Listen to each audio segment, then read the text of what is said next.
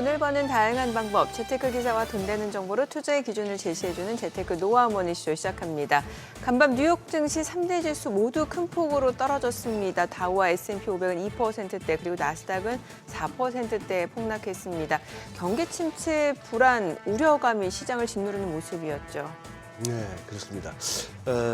나스닥의 낙폭이 4%가 넘는 것은 2년 반 만인데요. 제롬 파월 연준 의장은 미국 경제가 괜찮다는 시장을 안심시켰습니다. 그게 금요일이었고요. 트럼프 대통령은 일요일 날 폭스뉴스와의 인터뷰에서 시장의 경기 침체 우려에 대해서 좀 덤덤한 태도를 보였고요.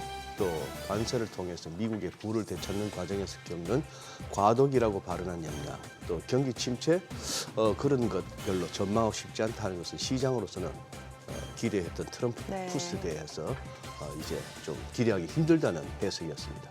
자, 시가총액 상위에 매그니피센트 M7 종목이 일제히 큰 폭으로 하락했습니다. 테슬라는 무려 15% 넘게 떨어지면서 폭락 수준을 보였고요. 자, 거기다가 팔란티아 테크, 아이언큐 등 우리 특히 서학개미들 많이 들어가 있는 종목들은 두 자릿수 낙폭을 기록하였습니다. 트럼프, 파월 등 주요 인사들의 발언에 웃고 울며 변동성 커진 시장이 신중히 대응하셔야 되겠습니다. 네, 어제 국내 증시 코스피 코스닥 엇갈렸습니다. 코스피는 0.2% 소폭 올라가면서 2,570선 회복이 됐고요. 코스닥은 0.2% 하락했습니다. 개인 투자자 기관이 순매수를 나타내면서 코스피의 상승을 이끄는 모습이었고, 인터배터리에서 신기술을 공개했던 LG 에너지솔루션을 비롯한 2차 전지주가 강세를 나타냈습니다. 하지만 이번 주 미국의 여러 경제 지표들도 발표되고 또 트럼프의 관세 정책에 대한 불확실성이 여전한 만큼 그야말로 눈치 보기 장세가 이어질 가능성이 높아 보입니다. 또 간밤 뉴욕 증시가 큰 폭으로 떨어졌기 때문에 오늘 국내 증시도 그 영향은 불가피할 것으로 보이죠. 증시타임에서 살펴보겠습니다. 네, 오늘 국제정세 진단에서는 갈수록 대립이 심화되고 있는 미국과 중국, 또 트럼프 대통령이 푸틴 러시아 대통령과 손잡고 중국의 시진핑 주석을 고립시킬 수 있을지, 또 그 속내는 무엇일지 알아보도록 하겠습니다. 지금 보고 계신 머니쇼는 SBS BJ과 유튜브에서 실시간 시청이 가능합니다. 더 많은 국내 주식 정보 받아보실 분들은 카카오톡 채널 머니랩 추가하시기 바랍니다. 그럼 먼저 빠르게 돌아가는 글로벌 증시 상황부터 정리해볼까요? 최주연 아나운서 소식 전해주시죠. 굿모닝 마켓입니다. 뉴욕 증시는 트럼프발 경기 침체 우려에 오늘 일제히 폭락했습니다. 그동안 경제 데이터가 부진하게 나오면서 경기에 대한 불안감이 확산되고 있었던 와중에 트럼프 대통령이 경기 침체를 감내하면서까지 관세를 강행하겠다는 점을 시사하자 매도 물량이 쏟아졌는데요. 불과 몇 주 전만 해도 뜨거웠던 트럼프 트레이드가 단숨에 트럼프 세션 우려로 바뀌었습니다. 마감 상황 보면 오늘 다우 지수가 2.08% 떨어졌고요. S&P 500 지수는 2.69% 하락하면서 200일 이동평균선이 무너졌습니다. 나스닥 지수는 4% 폭락해 2022년 이후 최대 낙폭을 기록했습니다. 시총 상위 종목은 모두 큰 폭으로 내렸습니다. 애플이 4%대, 또 마이크로소프트가 3%대 하락세를 보였고요. 엔비디아는 TSMC의 강력한 2월 매출에도 불구하고 오늘 5% 넘게 급락했습니다. 시총 6위부터도 보면 테슬라가 15% 넘게 빠지면서 시장 하락을 주도했고요. 버크셔 해서웨이를 제외하고는 대부분 하락세로 마감했습니다. 섹터별로도 보면 대부분의 업종이 크게 빠졌는데요. 특히 빅테크를 필두로 기술주들의 낙폭이 두드러졌습니다.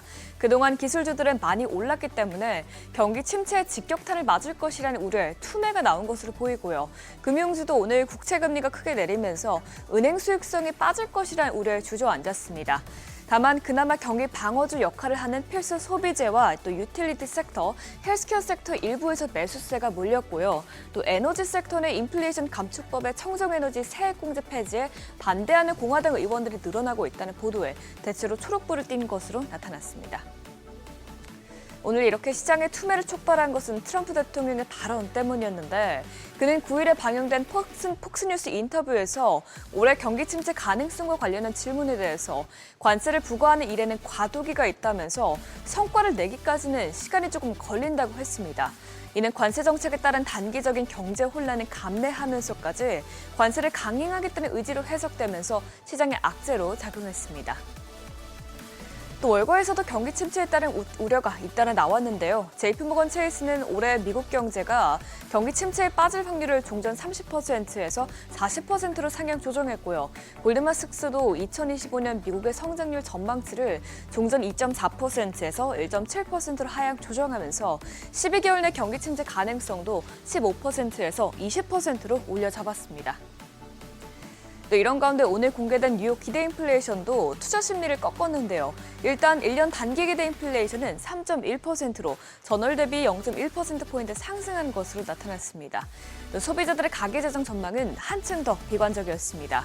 1년 후에 재정 상황이 악화할 것이라고 전망한 미국 소비자들의 비율은 27.4%로 15개월 만에 최고치를 기록했고요. 반면에 실업이나 연체, 신용 접근성에 대한 기대치는 눈에 띄게 악화한 것으로 나타났습니다.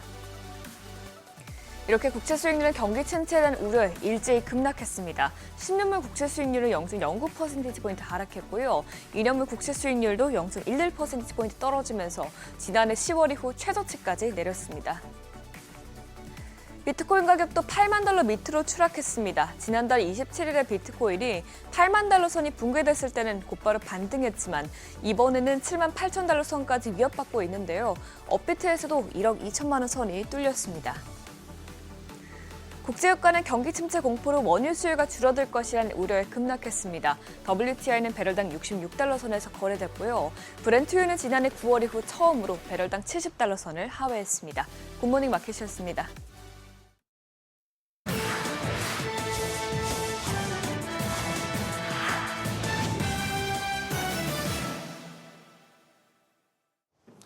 미국에서 테슬라 매장이나 차량을 대상으로 한 공격이 잇따르는 가운데 시애틀에서 사이버 트럭 4대가 동시에 불타는 일이 발생했습니다. 신차를 배송하기 전 일시적으로 보관해둔 장소에서 불이 난 건데 소방당국은 방화 가능성을 포함해 조사에 나섰고요. 머스크는 자신의 소셜미디어를 통해 이 사건을 테러로 단정한 다른 사용자의 게시물을 올리며 미친 짓이다 표현했습니다. 최근 온라인상에서는 테슬라 타도 등의 검색어를 붙인 테슬라 불매운동이 거세지고 있고 미국 곳곳에 있는 매장 앞에서는 머스크를 규탄하는 시위가 열리기도 했습니다. 이에 머스크는 최근 테슬라 시위의 배후에 민주당 활동가들과 거액 기부자들이 있다 주장하기도 했는데요. 안팎으로 속 시끄러운 상황이 이어지면서 회사의 주가도 추락하고 있습니다. 테슬라의 주가는 머스크가 트럼프 행정부에 합류한 이후 7주 연속으로 하락하면서 상장 이래 15년 만에 최장기간 하락이라는 늪에 빠졌습니다. 월요일장에서도 15% 넘게 빠지면서 5년 만에 일일 최대 하락폭을 기록해 최악의 하루를 보냈는데요. 승승장구하던 고점대와 비교하면 시가총액 중 8천억 달러, 우리 돈 1,100조 원이 날아가면서 절반으로 쪼그라들었고요. 불안정한 전망이 계속되자 UBS는 1분기 판매량 추정치를 이전보다 16% 낮춰잡는 등 월가의 우려도 커지고 있습니다. 골머리를 앓고 있는 건 테슬라뿐만이 아닙니다. 밤사이 머스크의 소셜미디어 X가 미국을 비롯한 거의 전 세계 국가에서 일시적으로 접속이 안 되는 현상이 빚어졌는데요. 현재는 복구가 됐지만 머스크는 사이버 공격 가능성을 주장하고 나섰습니다. 매일 공격을 받지만 이번에는 많은 자원이 동원됐다며 크고 조직화된 집단 그리고 국가가 관여하고 있다며 배후를 추적 중이라고 덧붙였습니다. 머스크는 이 글을 X가 다운된 배경에 모종의 외부 공격이 있을 가능성을 의심하는 다른 사용자의 게시물에 답글 형태로 올렸는데 해당 게시물은 처음엔 정부 효율부에 대한 항의 시위로 시작해 그 다음엔 테슬라 매장들이 공격을 받았고 이번엔 X가 다운됐다며 머스크를 반대하는 세력이 X를 겨냥해서도 사이버 공격을 시도했을 가능성을 언급했습니다. 글로벌 파운드리 선두 TSMC 여전히 승승장구하고 있습니다. 올해 1월에서 2월 누적 매출이 1년 전 같은 기간보다 40% 가까이 급증한 것으로 나타났는데요. 자그마치 우리 돈 24조 5천억 원에 달합니다. 2월 매출만 떼어놓고 보면 전달보다 약 10% 줄었지만 전년 동기 대비로는 43% 증가해 지난 한 해 연간 매출 증가율보다 10%포인트가량 높게 나타났습니다. 전문가들은 TSMC가 업계 바로미터로 꼽히는 만큼 이번 숫자들은 엔비디아 칩에 대한 수요가 여전히 탄력이 있다는 걸 보여준다 짚었고요. 아울러 최근 중국 딥시크의 등장 이후 AI 칩 수요에 대한 지속 가능성을 놓고 월가와 실리콘밸리에서 논란이 있었지만 대만의 1월 직접 회로 수출의 강한 성장세는 여전히 AI 칩 판매가 TSMC 매출 성장을 이끌고 있음을 보여준다고 보셨습니다. 미국 증시를 바라보는 글로벌 투자은행들의 시선이 달라지고 있습니다. 골드만삭스에 이어서 HSBC와 JP모건, BCA 리서치 등이 줄줄이 투자 의견을 하향 조정했습니다. HSBC는 관세를 둘러싼 불확실성을 이유로 투자 등급을 중립으로 낮췄는데요. BCA 리서치도 관세와 정부 효율부가 미국 경제를 침체로 이끌 수 있다며 비중 축소를 제시했고요. 모건 스탠리의 마이클 웨스는 S&P 500이 올해 중반까지 5% 더 빠져 5,500포인트까지 떨어질 수 있다 지적하기도 했습니다. 월가는 이제 미국 대신 유럽 시장으로 뱃머리를 돌리고 있습니다. 미국을 벗어나 1조 2천억 달러 규모의 재무장에 나선 점을 눈여겨보면서 앞다투어 투자 등급을 높여잡는 등 올해 유로존 경제 성장이 촉진될 것으로 내다보고 있습니다. 지금까지 글로벌 비즈였습니다. 어제장에서 이슈가 있었던 업종 살펴보는 기업 이슈 시간입니다. 어제 2차 전지주가 일제히 날아올랐습니다. 전기차 캐즘으로 전기차 시장에 대한 전망이 어둡자 에너지 저장 장치 ESS 쪽으로 사업 방향을 돌리는 움직임이 나타나고 있는데요. 그런 가운데 최근 코스닥에 입성한 대진 첨단 소재가 시장에 뜨거운 관심을 받았습니다. ESS 사업 본격화를 추진하고 있기 때문인데요. 미국 엑셀시오 에너지 캐피탈이 추진하고 글로벌 2차 전지 배터리 기업이 담당하는 7.5기가와트시 규모의 ESS 프로젝트에 ESS 공정용 대전 방지 트레이를 공급한다고 밝혔습니다. 이번 납품을 시작으로 북미 시장 내 입지를 강화하고 글로벌 시장에서의 경쟁력이 더욱 높아질 것으로 기대됩니다. 관련주 더 살펴보면 호재에 있었던 대진 첨단 소재가 상한가 기록했고요. PIE 19.1%, 고려아연은 영풍그룹과의 경영권 분쟁에 다시 불이 붙으면서 14.19%, 삼화알미늄 9.39%, A프로도 8% 넘게 강세 보였습니다. 로봇주도 강하게 시세 분출했는데요. 현대차의 로봇 전문 계열사 보스턴 다이내믹스가 생산 현장 투입을 앞둔 휴머노이드 로봇 올뉴 아틀라스를 공개했습니다. AI 학습 과정 영상을 공개했는데 연구진은 현재 작업 순서를 배치하는 시퀀싱 기술을 중심으로 아틀라스를 훈련시키고 있습니다. 이번 영상에서 아틀라스는 뒤로 공중제비를 한 바퀴 도는가 하면 부품을 들고 달려가는 등 자연스러운 움직임을 보여주는데요. 이에 따라 올해 연말 현대차의 생산 거점에 아틀라스를 시범 적용할 가능성이 점점 커지고 있습니다. 또한 로보티즈도 강세 보였는데요. 모든 로봇의 핵심 부품인 액추에이터 기술이 세계적인 수준이란 증권사 분석이 영향을 준 것으로 풀이됩니다. 이미 로보티즈는 테슬라의 휴머노이드 로봇 옵티머스 프로토타입에 탑재되면서 기술력이 입증된 상태입니다.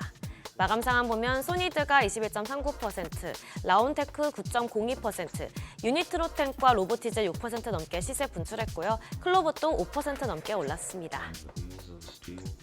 미국 트럼프 행정부와 공화당이 조선업 부흥을 위해 한국 조선업계와 협력 강화 가능성을 언급하면서 조선주도 좋은 흐름 보였습니다. 업계에 따르면 미 해군은 올해 10여 척에 가까운 선박 유지보수 사업을 발주할 전망인데요. 척당 최대 300억 원 규모로 올해 10척이 발주되면 총 규모는 3천억 원 수준이죠.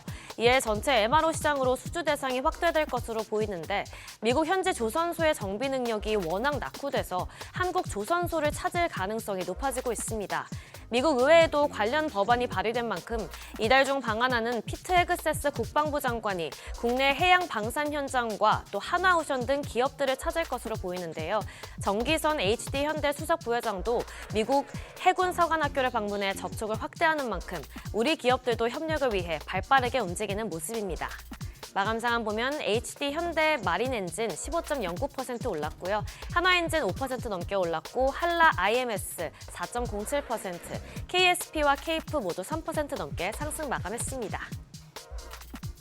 현재 미국에선 에그 인플레이션이 나타나고 있습니다. 조류 인플루엔자로 계란 공급이 부족해지면서 가격이 천정부지로 뛰고 있는 건데요. 이에 한국에서 최초로 계란을 미국으로 수출하면서 관련주가 어제 주목받았습니다. 미국은 계란 부족 사태를 해결하기 위해 우리나라뿐 아니라 여러 나라에서 수입을 적극 추진하고 있는데요. 이런 상황에서 충남 아산의 계림 농장이 미국 동부 조지아로 수출하기로 했다는 소식이 전해졌습니다. 그러면서 국내에서 eng란 생산과 계란 유통 등을 진행하는 KC피드를 중심으로 관련주에 매수세가 몰렸습니다. 관련주 더 살펴보면 호재 있었던 KC피드 12.59%, 이지바이오 7% 넘게 올랐고 미래생명자원도 4.74%, 마지막으로 대주산업과 사조동화원 4% 넘게 강세 보였습니다. 지금까지 어제장 이슈 전해드렸습니다.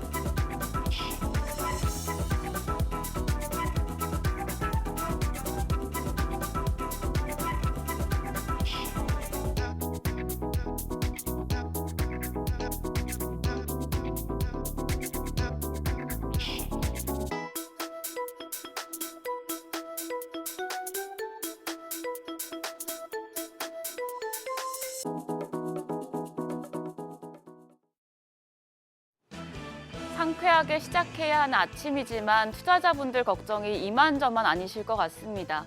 미국의 경기 침체 우려에 뉴욕 증시가 급락했기 때문에 국내 증시 어제의 상승은 뒤로하고 오늘은 검은 화요일 가능성까지 열어두고 대비하셔야겠는데요. 어제장 복귀하면서 오늘 시장 어떻게 대응해야 할지 투자 포인트까지 체크하겠습니다. 어제 코스피 0.3% 반등했고 코스닥은 0.3% 가까이 떨어져서 혼조세였습니다. 제롬 파월 연준 의장의 경기 낙관론이 경기 우려를 진정시키자 시장은 낙폭을 줄여냈습니다. 하지만 여러 불확실성이 겹치면서 지수 상승 시도가 여러 번 막혔는데요. 간밤 도널드 트럼프 미국 대통령이 경기 둔화 가능성을 배제하지 않는다는 입장으로 경기 침체 우려가 다시 커졌습니다. 이에 따라 또 간밤 미국에 상장된 한국 주가지수 ETF인 아이쉐어즈 MSCI 한국 지수가 3% 가까이 하락했기 때문에 오늘 국내 증시 지수 조정 가능성이 큰 상황입니다.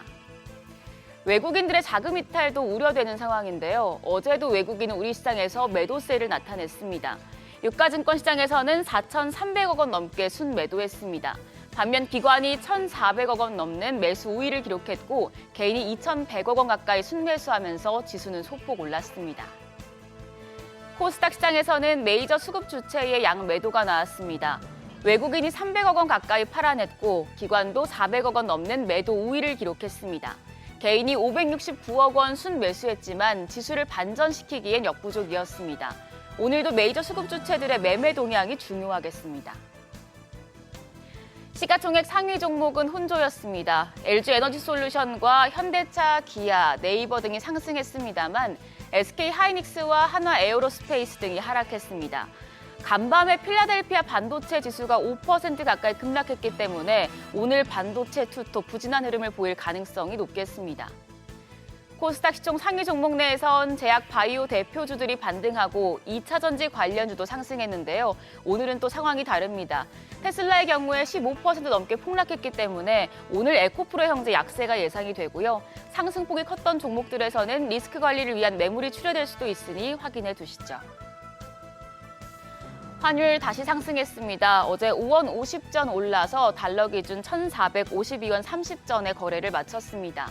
약세를 보이던 글로벌 달러화가 반등하고 중국 위안화가 급격히 약세로 돌아선 영향이 컸습니다. 오늘도 환율은 추가적인 상승세를 보일 가능성이 높겠습니다.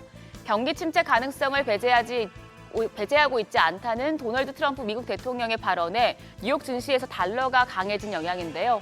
새벽 6시 기준 역외환율은 1,458원대입니다. 오늘은 1,460원대까지도 염두에 두셔야겠습니다. 간밤 뉴욕 증시 급락에 시장 투심이 크게 위축될 수 있겠습니다. 개장 전부터 눈물 나는 상황이지만 증권가에서는 이럴 때도 FUN, 식품과 유틸리티, 엔터테인먼트 업종을 주목하라는 목소리가 나옵니다.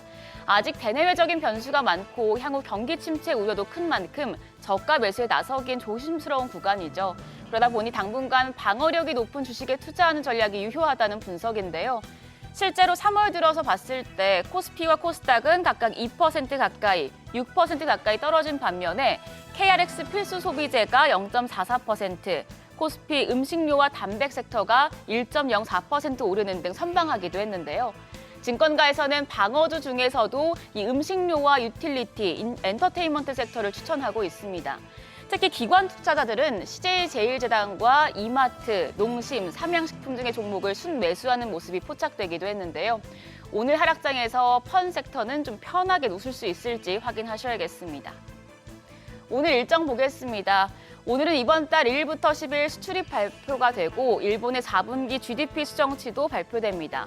더불어서 중국에서는 연례 정치 행사인 양회가 마무리됩니다. 미국과의 관세 갈등이 거세지는 가운데 시진핑 중국 국가주석이 직접 폐막 연설에 나설지에도 관심이 모아집니다. 한편 어제 시간외 거래에서도 방어주인 식품 쪽이 강했습니다. 어제 중국이 미국산 농축산물 등의 보복 관세를 부과하면서 국내 기업들이 반사 이익을 얻었고요. 미국이 달걀 가격 폭등으로 몸살을 앓는 가운데 한국에서도 최초로 달걀을 미국으로 수출하는 사례가 나오자 관련주들 상승세가 이어졌는데요. 식품주는 전통적인 경기 방어주이기도 해서 오늘 시장에서 선방할 수 있을지 주목됩니다. 이제 한국거래소 개장까지 시간이 좀 남은 상황이죠. 넥스트레이드 프리마켓 거래가 확인하면서 시장 분위기 미리 체크하겠습니다. 오늘 코스피 5종목 일제히 하락합니다. S-오일이 2% 가까이 떨어지면서 거래가 6만 100원, LG U+가 0.85% 약세입니다. 1,440원에 거래되고 있습니다. 제일기획 1%대 약세입니다. 현재 거래가 17,350원으로 집계되고 있고요. 롯데쇼핑이 1.62% 하락하면서 66,800원, 코오롱인더는 2.54% 하락합니다. 현재 거래가 32,600원으로 집계되고 있습니다. 코스닥 5종목도 확인하시죠. YG엔터테인먼트가 2.43% 약세로 현재 거래가 6만 200원, SFA도 2% 가까이 하락합니다. 19,320원에 거래되고 있습니다. 동국제약이 1%대 약세로 거래가 15,420원, 컴투스가 2.76% 하락합니다. 거래가는 42,300원입니다. 이런 가운데 지금 10개 종목에서는 유일하게 골프존이 보합으로 6만 원 보여주고 있습니다. 여기까지 넥스트레이드 프리마켓 상황 점검했습니다. 오늘 시장 어디까지 떨어질지 우려되는 상황입니다. 지금 넥스트레이드 프리마켓 상황을 보더라도 그렇게 좋은 분위기는 아닌데요. 이럴 때일수록 패닉셀 하지 마시고 시장 이성적으로 바라보고 신중하게 대응하시기 바랍니다. 지금까지 어제장 오늘장이었습니다.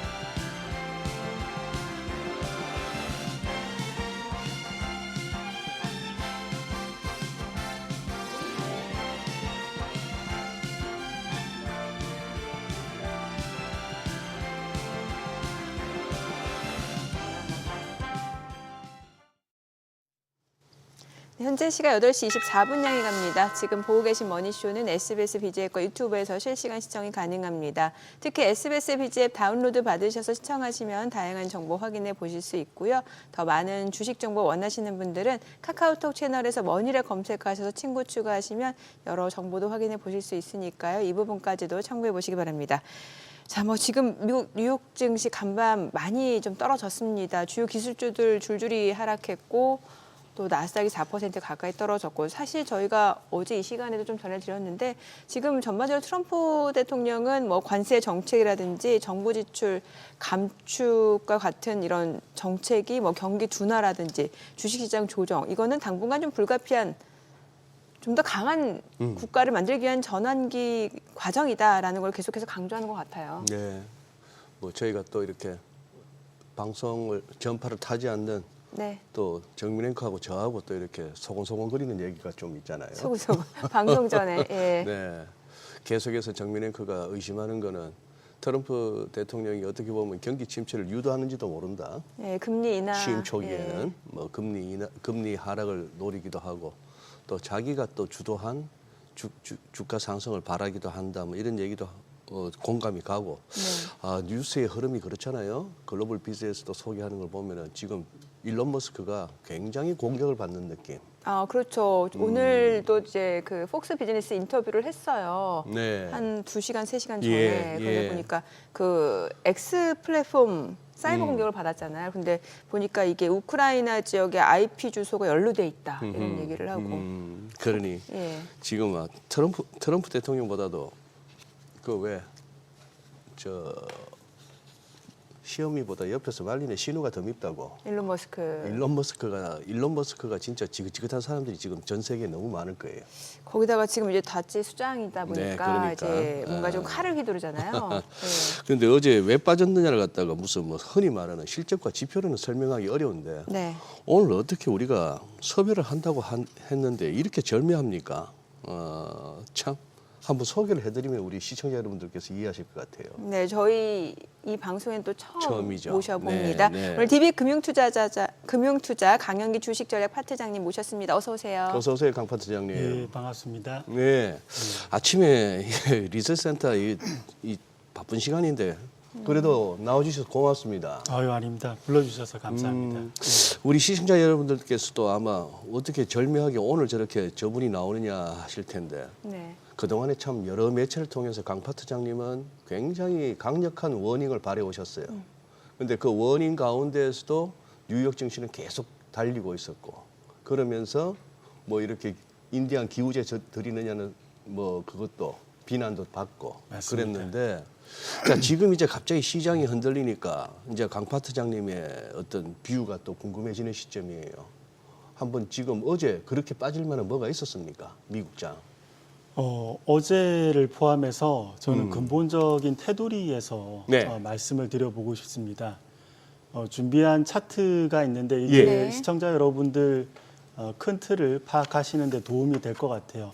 한번 같이 보시면서 말씀드려 보겠습니다.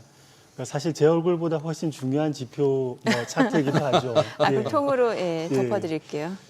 지난 기간 살펴보면 미국 주식시장의 밸류에이션이 랜드마크처럼 솟아오를 때가 지난 40년간 3번 있었습니다. 2000년 요때는 S&P 500이 PER 25배까지 갔었죠. 아하.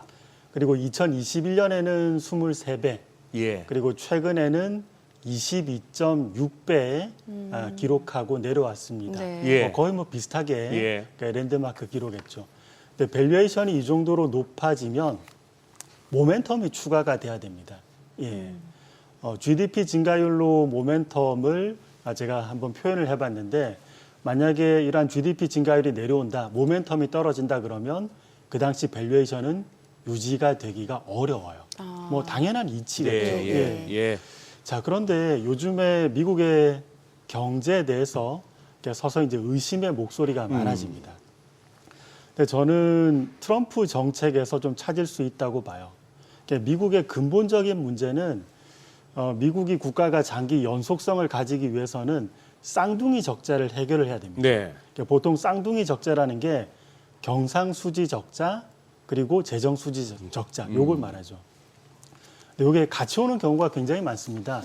경상수지 적자라는 게 수출보다 수입이 많다는 거니까 좀 많이 썼다는 거죠. 자국이. 네. 예. 그리고 많이 쓰면은 이 돈을 누군가 보정을 해줘야 되는데 재정을 많이 지출하면서 이 돈을 보정하니까 재정 지출 적자도 재정 적자도 많아지고 그럼 당연히 국가 부채가 늘어나는 겁니다. 그렇죠. 만약에 이 상황이 계속 연속된다면 국가는 장기 연속성은 좀 떨어지는 거죠. 요걸 해결한다고 강력하게 주장했던 게 네. 바로 트럼프였습니다. 그리고 임기 초반 이걸 해결하는 그 여러 가지 정책을 내놓고 예. 있죠. 예. 근데 이러한 정책들이 오히려 미국의 장기 연속성은 보장하지만 중기적으로는 미국 경기를 좀 훼손시킬 가능성이 높아지고 있다. 예, 이렇게 봅니다. 그리고 최근에 흥미로운 건 트럼프 대통령 당선 이후로 오히려 미국 GDP 증가율 예상치가 점점 내려가요. 예. 예. 이 정책이 뭔가 중기적인 비즈니스 사이클은 그렇게 도움을 주지 않는다고 시장에서도 판단을 하고 있는 거겠죠. 예, 이렇게 큰 틀에선 정리해 볼 수 있겠습니다. 근데 트럼프 대통령의 지금 메시지 자체가 그런 거 아닙니까? 그렇죠. 나 취임했다고 뭐 주식시장이 여기서 뭐 버블 논란이 있을 정도로 이렇게 올라온 여기서 더 간다고 기대하지 마라. 조금 고통이 있을 수가 있다. 다 잘 되자고 하는 일이다. 이런 거 아닙니까 지금? 예. 여러 가지 요인으로도 볼 수 있지만 또 정치 사이클로 정치 사이클. 순수하게 네. 보면은 대통령 취임하고 나서 만약에 경기가 무너질 수 있는데 언제 무너지는 게 가장 좋냐면 임기 초반입니다. 그렇죠. 예, 네. 예. 임기 초반이면 기업들은 흔히 빅백스라는 걸 하죠. 예. 예.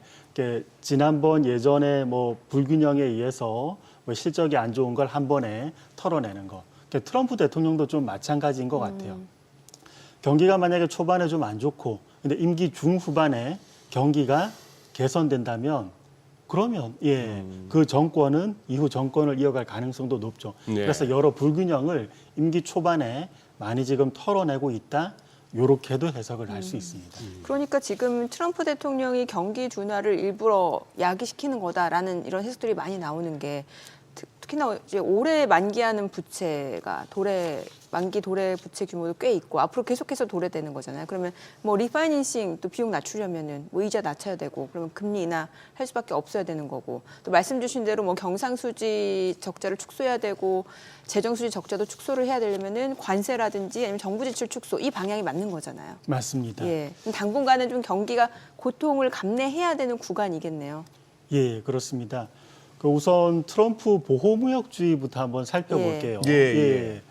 많은 분들이 미국 우선주의 그 아래에서 관세가 매겨진다. 그러면 관세를 매겼을 때 미국은 좋을 거다. 이렇게도 직관적으로는 생각할 수는 있습니다. 네. 자, 그런데 이 관세라는 게 상대국에게 만약에 관세를 매긴다면, 상대국은 당연히 경기가 좀 안 좋아지겠죠. 네. 예.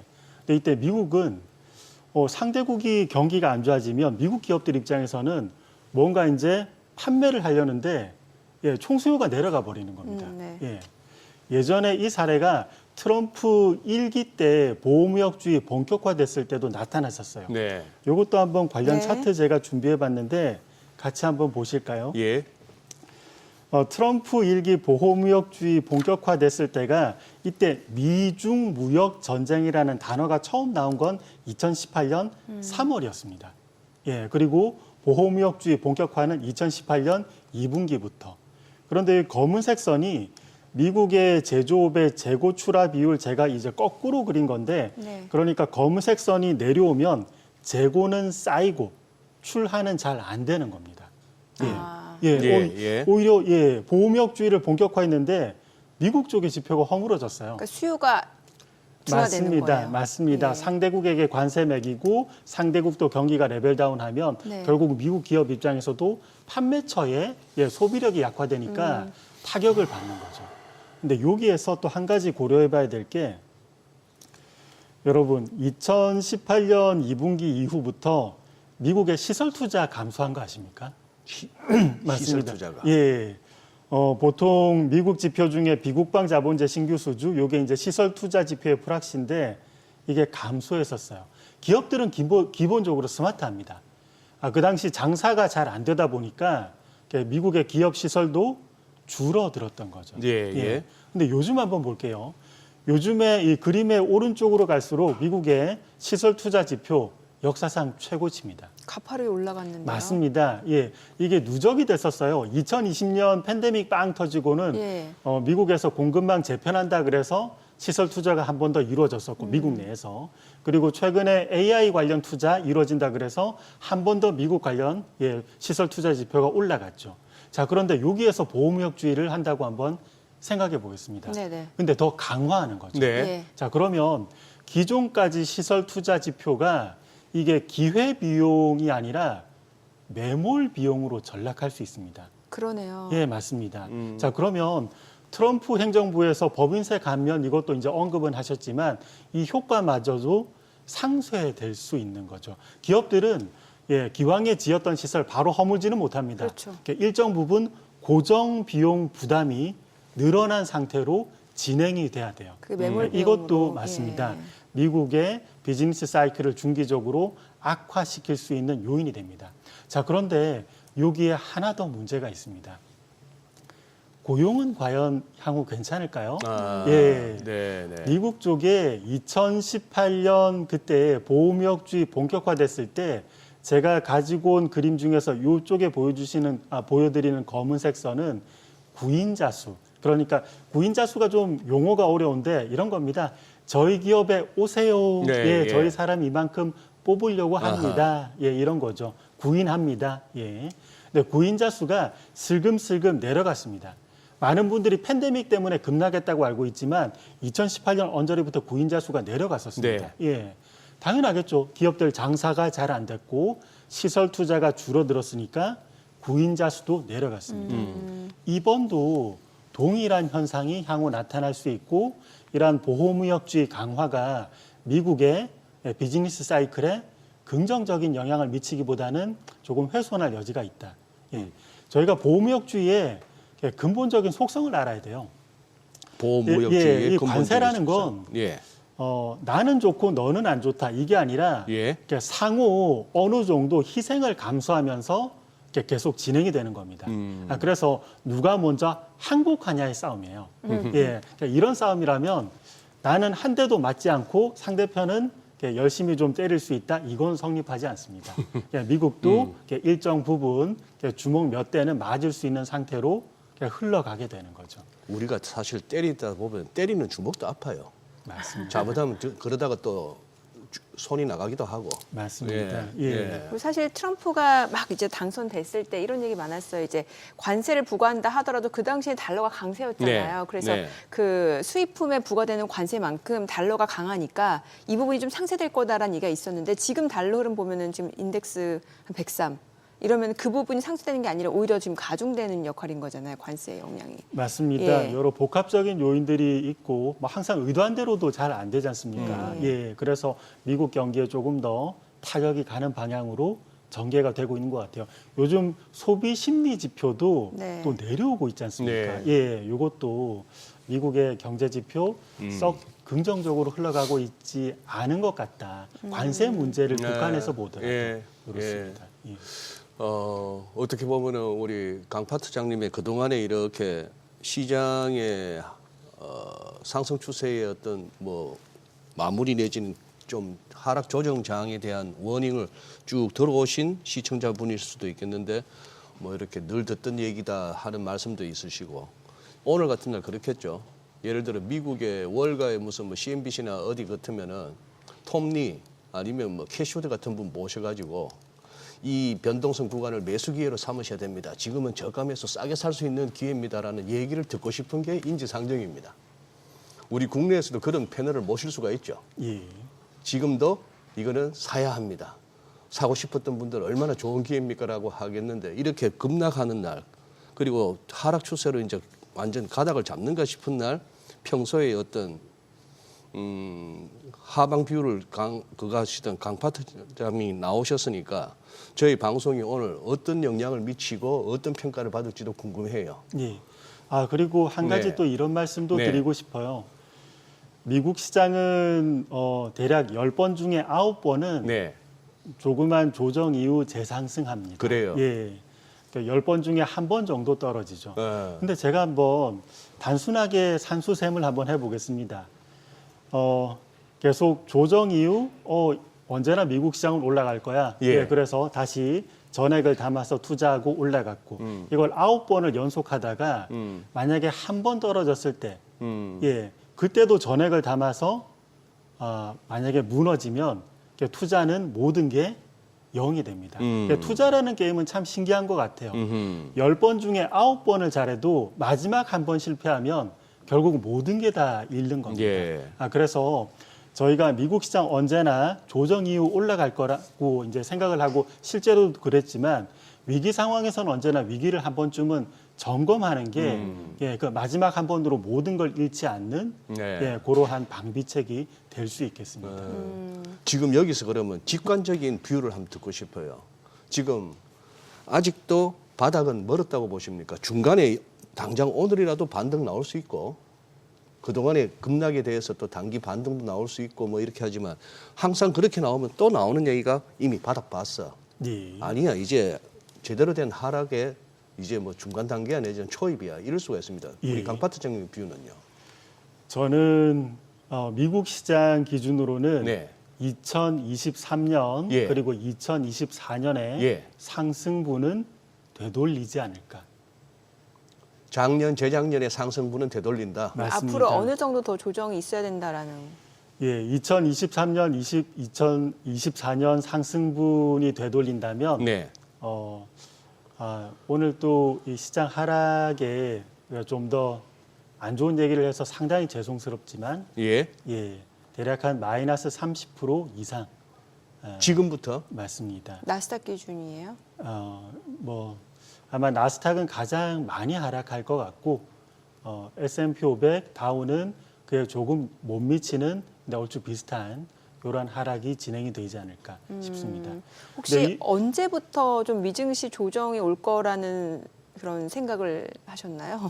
아마 시청자분들 많이 아실 겁니다. 전 작년 하반기부터 미국 시장의 불안을 언급을 했었고요. 예. 여기에서 작년에 그리고 재작년의 상승분까지 되돌릴 수 있다는 건 보호무역주의를 떠나서 사실은 좀 더 큰 요인이 있어요. 재정 정책입니다. 재정. 예. 네. 재정 정책에 대해서 조금 더 깊이 있게 말씀을 드리고 싶어요. 여러분, 이 차트 한번 보시면 이것도 저의 단골 차트죠. 미국 시장에서 미국의 경제에서 GDP 대비 재정 지출 작년 하반기까지 24%를 썼거든요. 근데 이 수치가 어느 정도냐면 역사상 4번째로 많은 규모였습니다. 첫 번째로는 1980년대 저축 대부조합 사태 때 이 정도로 썼습니다.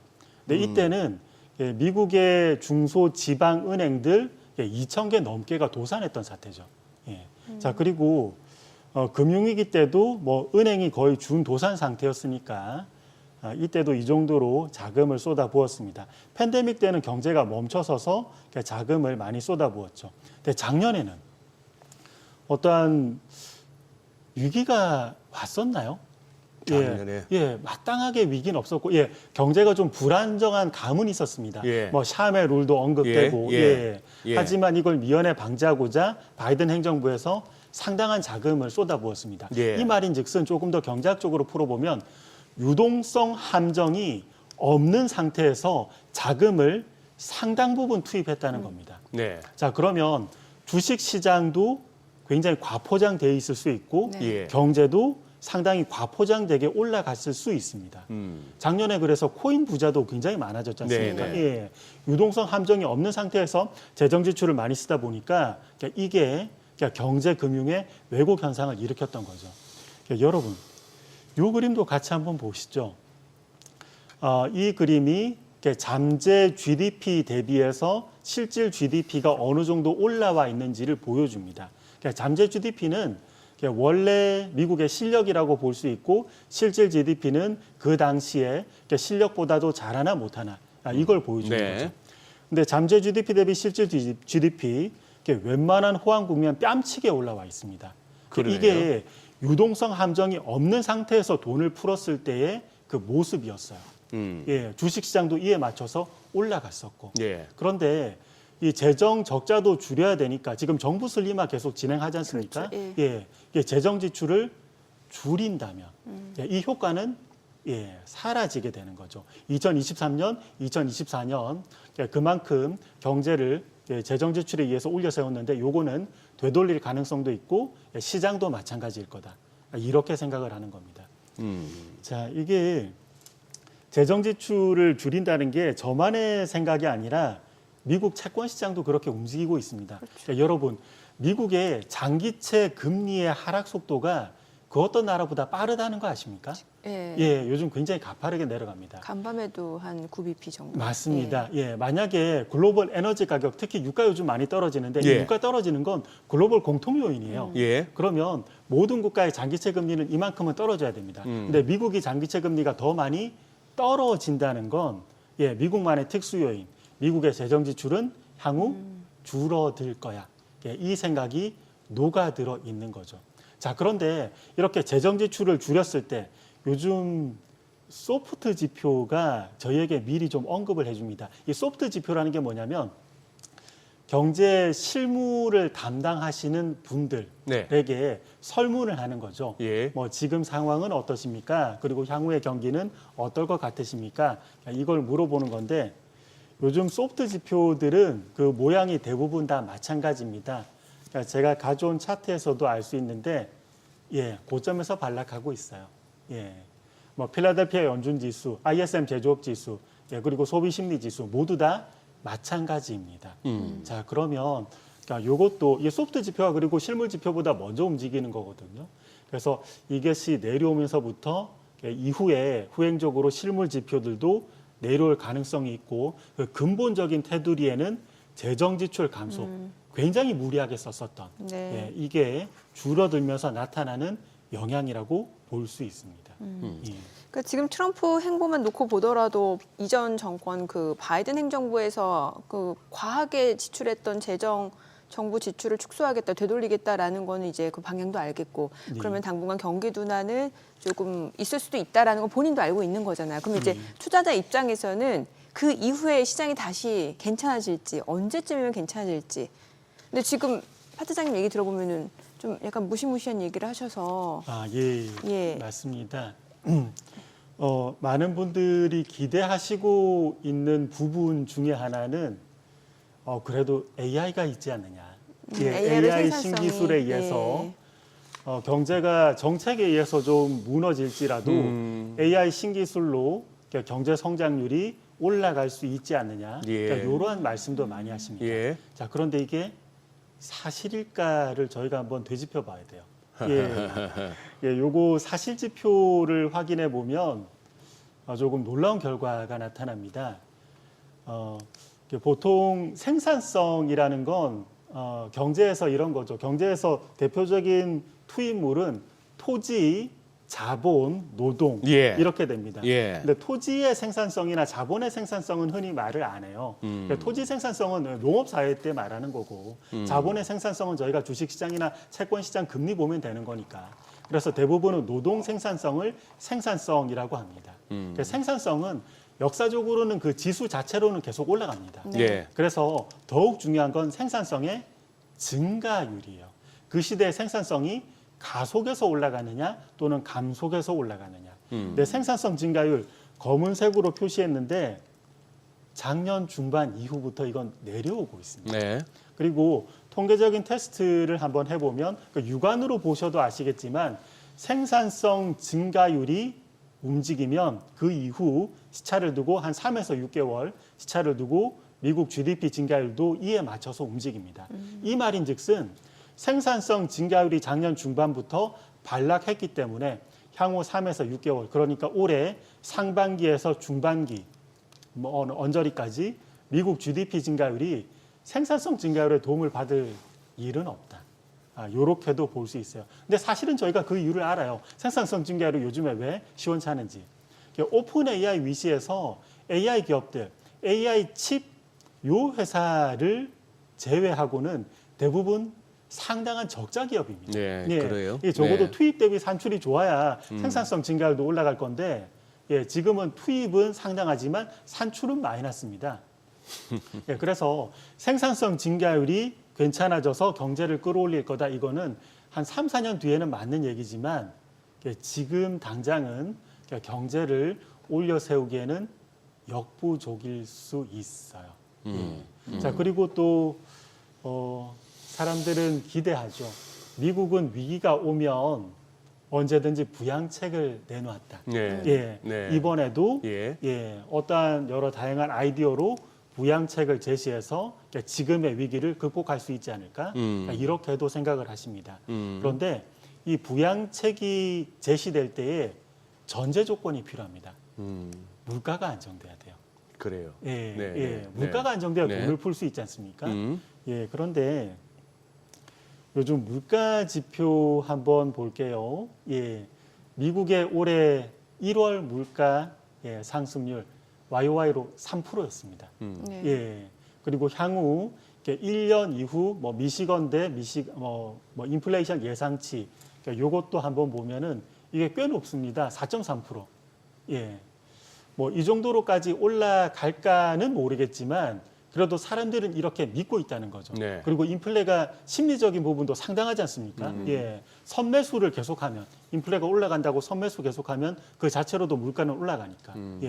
물가가 이렇게 오르는 시점에서 돈을 풀 수 있을까요? 예, 이건 상당히 곤란한 얘기입니다. 예전에 미국이 위기가 닥쳤을 때, 뭐 금융위기 이후 뭐 몇 번의 위기가 있었습니다.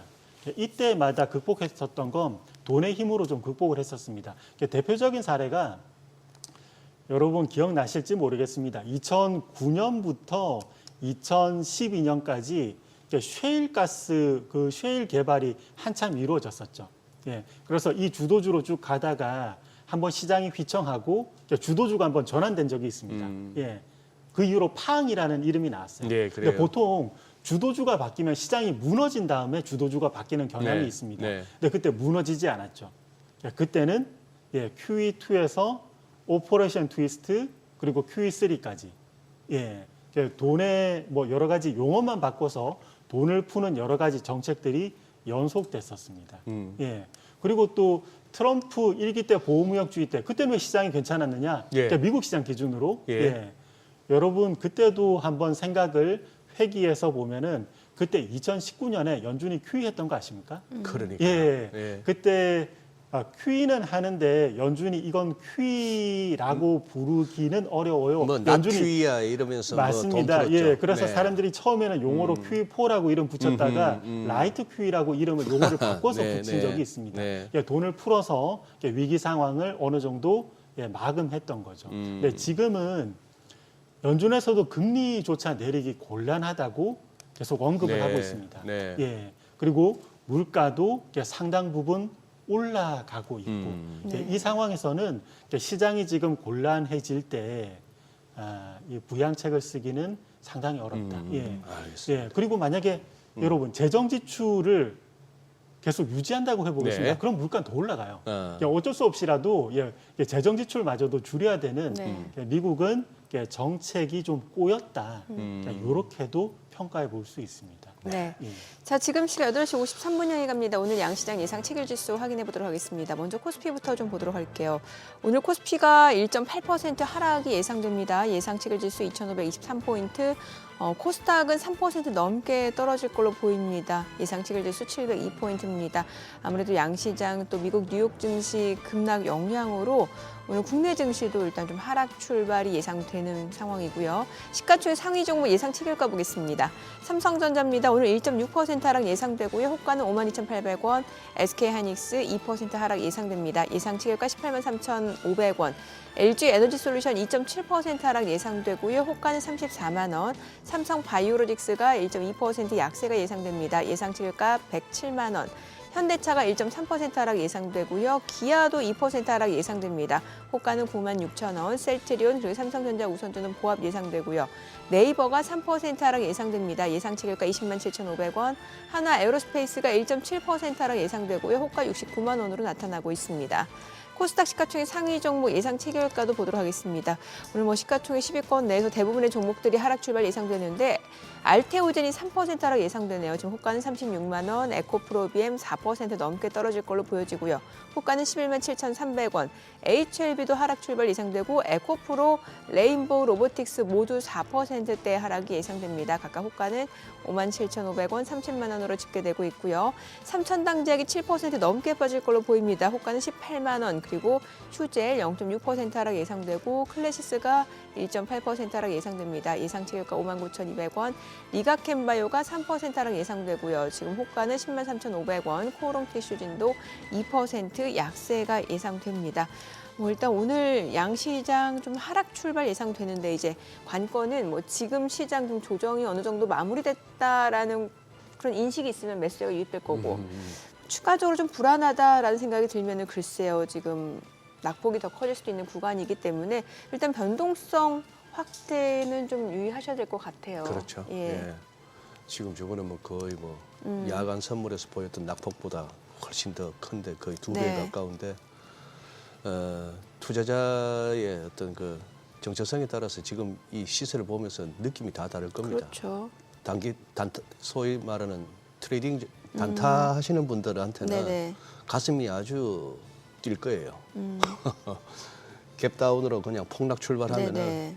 개장 초에 이렇게 또 짧게 네. 잡아서 뭐 3, 4%라도 2, 3%라도 먹고 이런 식으로 막 지금 설계를 하고 계실 것 같고 그런 식으로 대처하시는 분들이 아니라면은 굉장히 또 이제 공포에 휩싸이는 그런 날이 되는 그런데 참 그래요.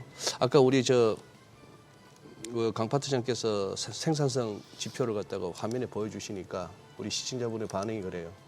누구는 AI 때문에 생산성이 좋아진다, 오른다 그러고 누구는 낮아진다 그러고 마찬가지잖아요. 똑같은 지표 보면은 어제 이 시간에는 저희가 미국의 경제 펀더멘털이 너무나 견조하기 때문에 이 하락 갖다가 그렇게 걱정할 이유가 없는 근거를 갖다 또 봤습니다. 그런데 이제 강파트님 같은 분이 갖고 오시는 자료는 보면은 자료를 보면서 설명만 들어도 막 가슴이 떨리는 자료들만 갖고 오시는 거예요. 네. 그럴 수밖에 없잖아요. 맞습니다. 그럴 수밖에 없는데 아니 지금 저는 제일 화가 나는 게 작년 한 12월쯤에 그 배트맨에 낚인 거. 이 월가 애들이 결국 또 그 M7 갖고도 안 되니까 브로드컴 집어넣어가지고 배트맨이라고 해서 시총 상위 8개 1조 달러 넘는 애들 그거 해서 마지막으로 우리 한국 돈까지도 다 땡겨 먹은 거예요. 그런 걸 이렇게 끝나버리네요.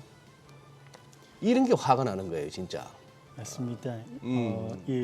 어떤 그 소위 말하는 고도의 마케팅 기술, 이런 것들 완전 호객 행위에 당했다는 느낌? 맞습니다. 그게 좀 안타까운 점이기도 합니다. 네. 근데 이제 지금까지의 상황에 대해서 그리고 향후에 대해서 큰 구도는 언급드렸는데 이건 뭐 계속 기존에 누적됐던 기존에 또 어떻게 보면은 많은 분들이 인지할 수도 있었던 부분이었지 않습니까? 네네. 예, 그러니까 사실지표 아래에서 이제 말씀드렸으니까. 네, 예. 예. 근데 이제 추후로 시장을 한 번 더 흔들 수 있는 요인들이 뭔가? 네네. 그러니까 이걸 한번 또 생각을 해봐야 될 것 같아요. 예. 뭐가 예. 있다고 보시는 거예요? 저는 세 가지가 있다고 봅니다. 예. 네. 저는 이제 트리거하고 하락 요인을 구분해서 말씀드리는데 뭐냐면 하락 요인은 펀더멘탈을 훼손하는 그 어떤 요인 그 자체. 트리거는 펀더멘탈이 하락했다는 걸 인식하는 계기라고 봐요. 네. 예. 근데 이러한 계기 앞으로 세 가지를 좀 조심해야 되지 않을까 보는데 첫 번째가 N, 예. 두 번째가 미국의 고용, 뭐 작년 샤움에도 네. 나왔을 때 예. 비청했듯이. 예. 그리고 세 번째가 향후 엔비디아가 조금 더 저희에게 좀 많은 시그널을 뿌려주면서 시장을 흔들 수 있지 않을까 봐요. 그러면 세 가지 N부터 한번 예. 말씀을 드려보겠습니다. 여러분, 일본의 물가가 벌써 4%라면 사람들이 가끔은 좀 놀라세요. 전년비 4%라는 얘기입니까? 맞습니다. YY 4%입니다. 어. 꽤 많이 올라왔죠. 그리고 그림에서 보셔도 아시겠지만 일본 물가 상승률하고 엔화는 거의 같이 갔습니다. 그러네요. 엔 약세에 의해서 일본 물가가 많이 올라왔죠. 자, 그러면 보통 인플레를 가르는 정확한 수치는 사실 없습니다. 근데 그냥 관념적으로는 인플레가 물가 상승률이 4에서 5%면 인플레다. 예. 그러니까 이 정도로 관념적으로는 얘기를 하시죠. 예. 그래서 일본도 관념적으로 보면은 서서히 인플레 도래 가능성이 있다고 볼 수 있는데 그러면 엔도 이제 강세로 만들 필요성이 높아지고 있습니다. 예. 향후로 BOJ에 의해서 이번에 1월 24일 날 금리를 올렸고 향후로 금리를 한 번 더 올릴 가능성이 높아지는데 그럼 이제 서서히 엔화는 강세로 갈 수 있죠. 예. 그러면 이게- 저희가 이 얘기를 개장하고 조금 더 구체적으로 예. 들어보겠습니다. 예. 오늘 국내 증시를 확인해 보죠. 개장합니다.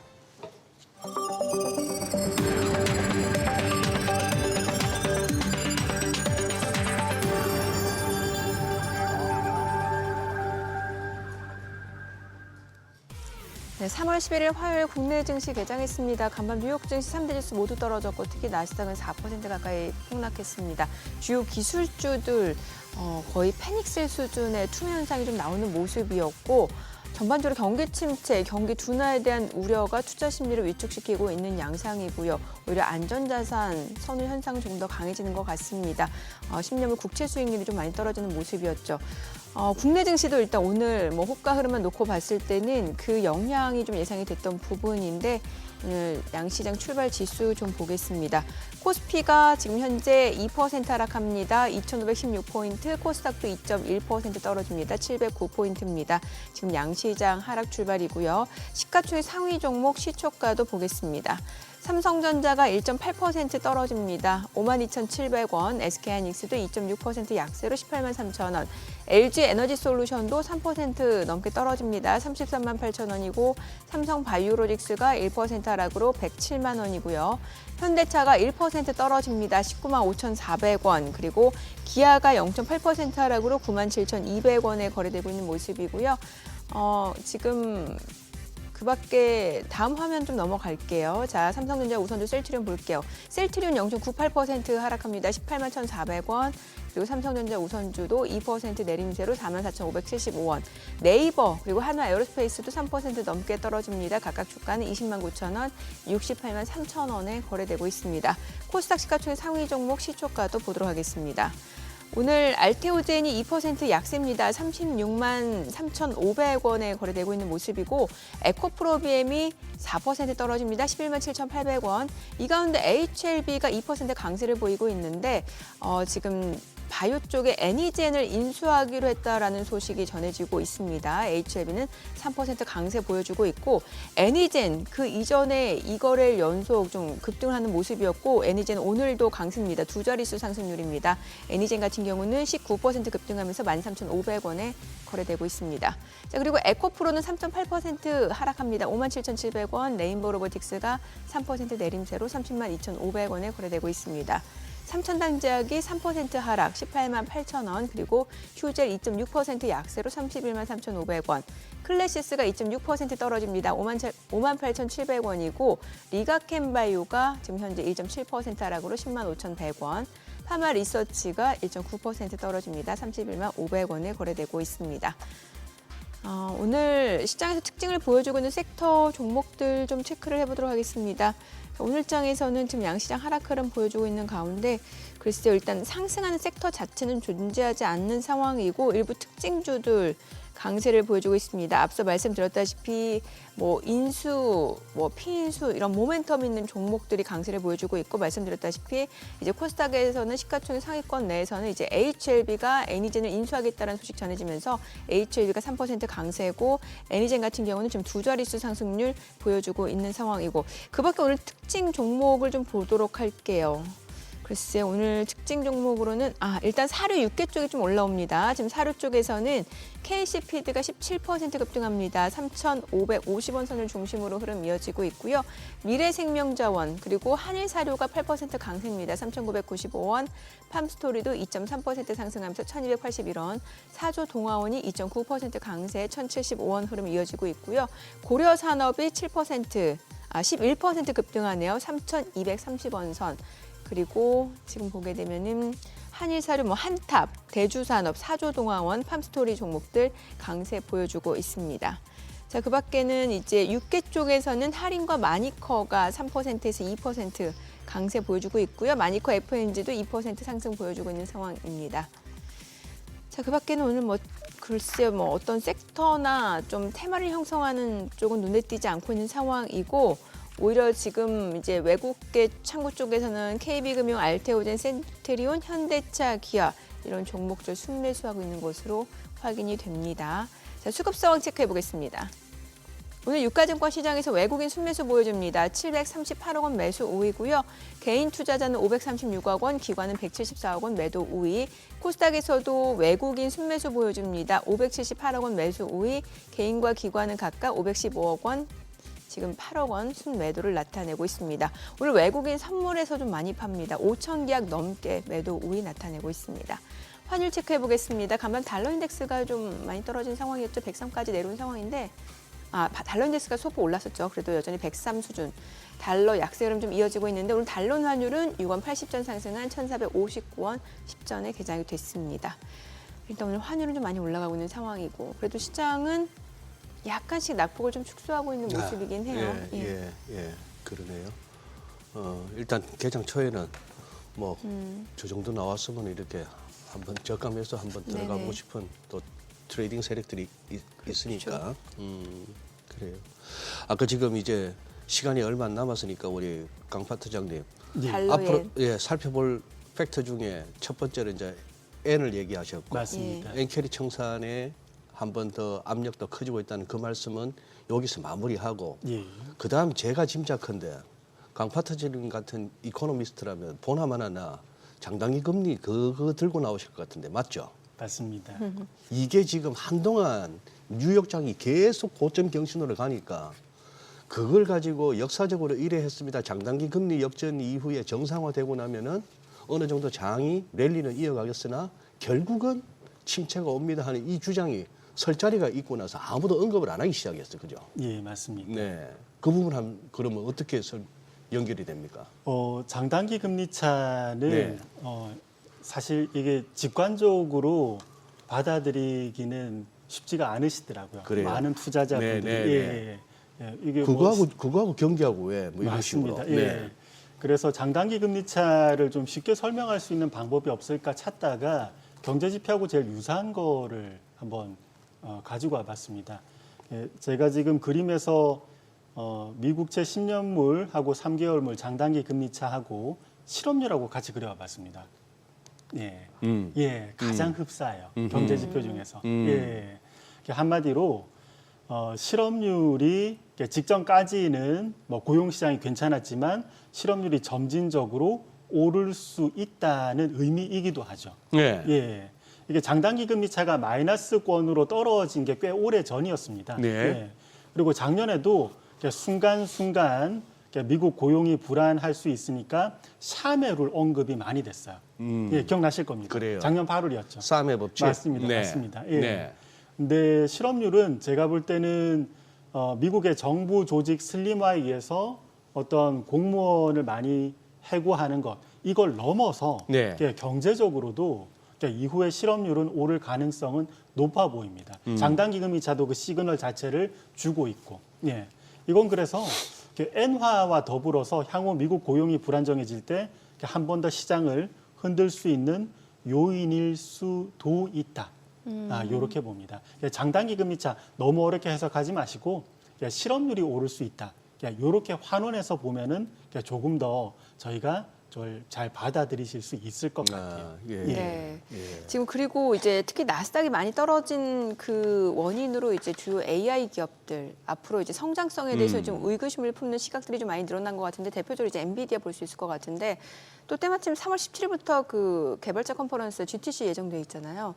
앞으로 좀 중요할 것 같아요. 지금 한 올해 고점이 한 153달러 전 수준인데 지금 100달러까지 내려왔어요. 예. 어떻게 보시는지요? 엔비디아는 전 굉장히 작년에 좀 흥미롭게 봤어요. 왜냐하면 네. 엔비디아는 기본적으로 성장주고 성장주는 성장률에 의해서 움직입니다. 네. 성장률에. 맞습니다. 성장률이 감속을 하면 주가도 내려오고 성장률 올라가면 주가도 올라가야 돼요. 자, 그런데 작년에 엔비디아의 성장률의 프락시라고 할 수 있는 매출액 증가율은 예. 수치는 화려했지만 떨어졌습니다. 예. 예. 작년에 매출액 증가율이 떨어졌는데 엔비디아 주가는 왜 버텼냐? 예. 앞서 언급드렸던 재정 지출에서 찾을 수 있어요. 예, 역사상 네 번째로 재정 지출 많이 풀었고 유동성 함정도 없으니까 당연히 이 돈이 주가에도 달라붙었던 거죠. 예. 자, 그러면 엔비디아는 향후 2단계의 어떠한 난관을 맞이할 수 있습니다. 첫 번째 단계. 재정 지출이 줄어들 때 작년에도 반영을 하지 않았던 네. 매출액 증가율에 대해서 매출액 증가율이 하락하는 것에 대해서 한 번 더 반영을 해야 돼요. 그리고 이후 딥시크 나왔으니까 데이터 센터도 좀 더 이제 좀 저비용으로 지을 수 있으니까 예. 엔비디아의 향후 실적도 좀 여러 가지 생각은 많아질 수 있습니다. 이 부분, 그러니까 향후 매출액 증가율이 떨어진다는 거에 대해서도 엔비디아가 또 반응을 해야 돼요. 예.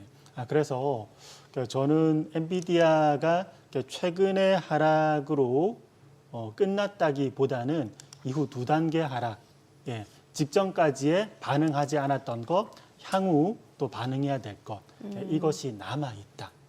이렇게 평가합니다. 그리고 이 주식시장을 한동안 이끌었던 주도주가 이렇게 또 흘러간다는 건 시장에도 내포하는 바가 있습니다. 그 당시 주도주는 그 당시 주식시장과 운명을 같이 하지 않습니까? 근데 주도주가 만약에 내려간다면 그 당시 주식시장도 결국은 그냥 유사한 모습으로 흘러갈 수밖에는 없습니다. 요 점도 주의해야 되겠다. 이렇게 언급을 드립니다. 특히나 이제 엔비디아 주가 상승세가 좀 쉽지 않을 수 있다라고 보는 시각에는 이런 자료를 들고 나오시는 분들도 있더라고요. 그 매출액 추이를 보니까 외상 매출 추이가 늘어나고 있다. 이렇게 또 주장하시는 분들도 있더라고요. 엔비디아 칩을 외상으로 가져가는 데가 있어요? 실제로 이제 그래요? 그거는 이렇게 자료를 제가 네. 봤는데 제가 갖고 오지는 못했는데 그러니까 그걸 근거로 이제 엔비디아 주가 상승이 좀 제한적이거나 더 추가적으로 조정받을 수 있다라고 주장하시는 분들도 있더라고요. 이게 결코 맞는 건 아니에요. 무슨 말인지 알겠네요. 예, 예. 아니, 현금 들고 줄 서서 가져가야 될 칩을 예. 외상으로도 가져갈 수 있다. 예, 그 자료가 있긴 한데 그렇다고 꼭 그게 뭐 전부는 아니니까. 맞습니다. 예, 전부는 그런- 아니지만 약간 단면적으로 보면은 시사하는 바는 있네. 예, 맞습니다. 네. 지금까지 기업들이 약간 더 무리해서 부채를 통해서 데이터 센터를 지으려고 했는데 만약에 상황이 열악해지면 이런 너무 무리한 자금 조달은 하지 않을 거고 그럼 이것도 엔비디아 향후 실적에도 영향을 미칠 수 있다고도 해석은 해볼 수 있겠습니다. 예. 참 이게 주가 막 올라갈 때는 이런 얘기 안 나오다가 그러니까 이제 주가가 좀 떨어지면 이런 얘기 나오는 것도 좀 또 씁쓸하긴 해요. 주가 올라갈 때 방금 같은 얘기하면은 그냥 욕만 먹어요. 지금 얘기해도 욕 먹어요. 욕은 어차피 안 좋다는 얘기는 언제 해도 욕 먹어요. 올라갈 네. 때 얘기해도 욕 먹고. 그렇죠. 달러 어떻게 보십니까 지금? 그러면은 지금 이 예. 미국 증시가 이런 상황하에서 그럼 달러는요? 달러에 대해서는 저희가 특히 한국 시장 네, 입장에서 네. 중요한 게 이제 원달러인데 원달러가 최근에 금리 차에 좀 반응을 하더라고요. 저희 원달러 환율이 원래 한미 금리 차에 잘 반응을 했던 환율은 아닙니다. 그냥 수급이 다였는데. 맞습니다. 네. 저희가 이게 뭐라고 할까? 네. 금리 차에 어떠한 통화가 반응하면 그 통화는 선진국 통화예요. 좀 이제 선진화된 거죠. 맞습니다. 예.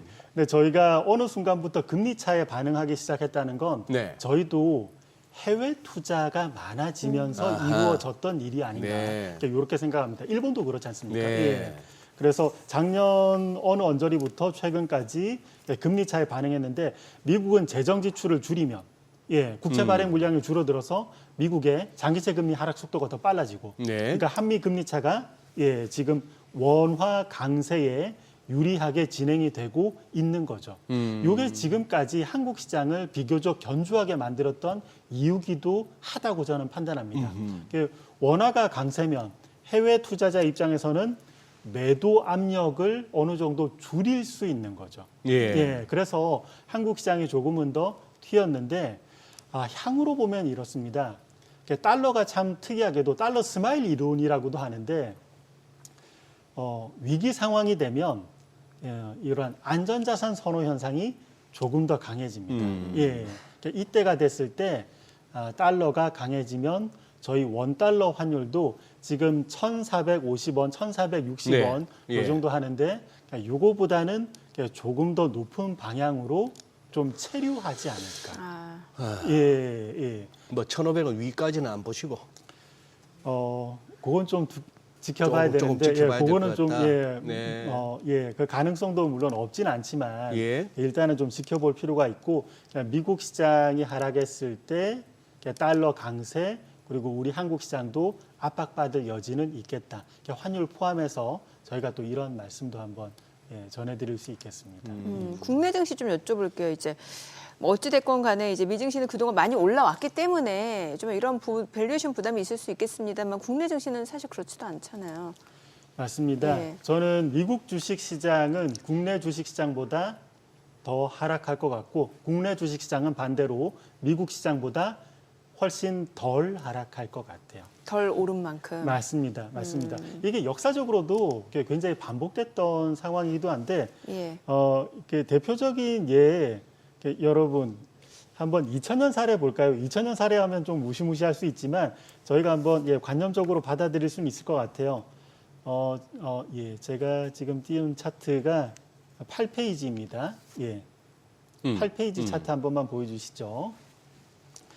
2000년 그때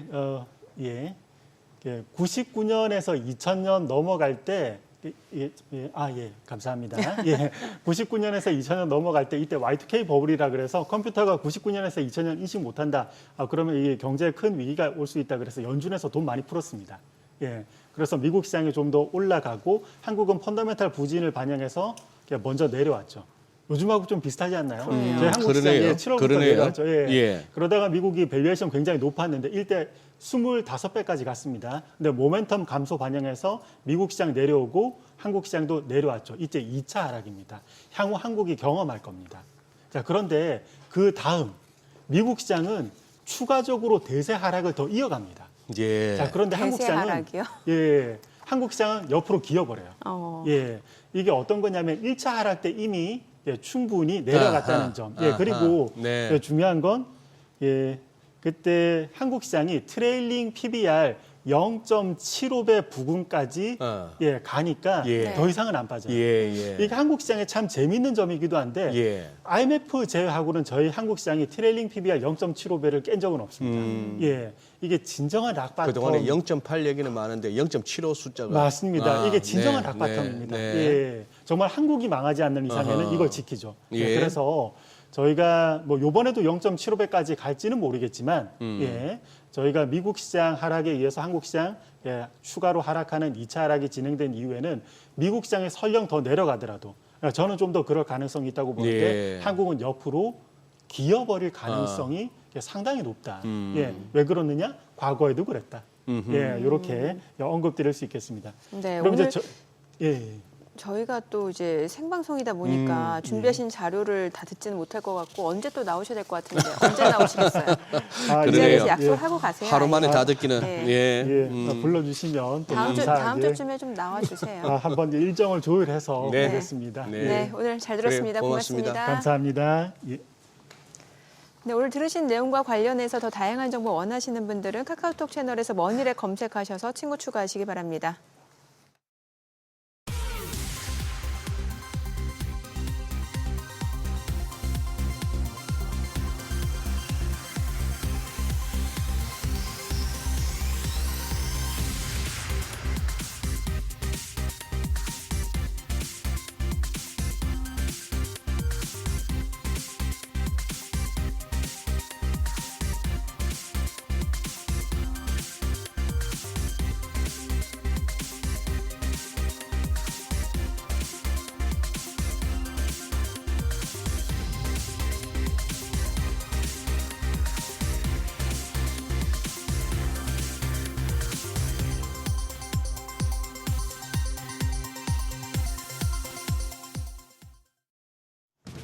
이 시각 시황입니다. 뉴욕 증시 폭락에 국내 증시도 투심이 얼어붙었습니다. 오늘 양대 지수 모두 일제히 하락 중입니다.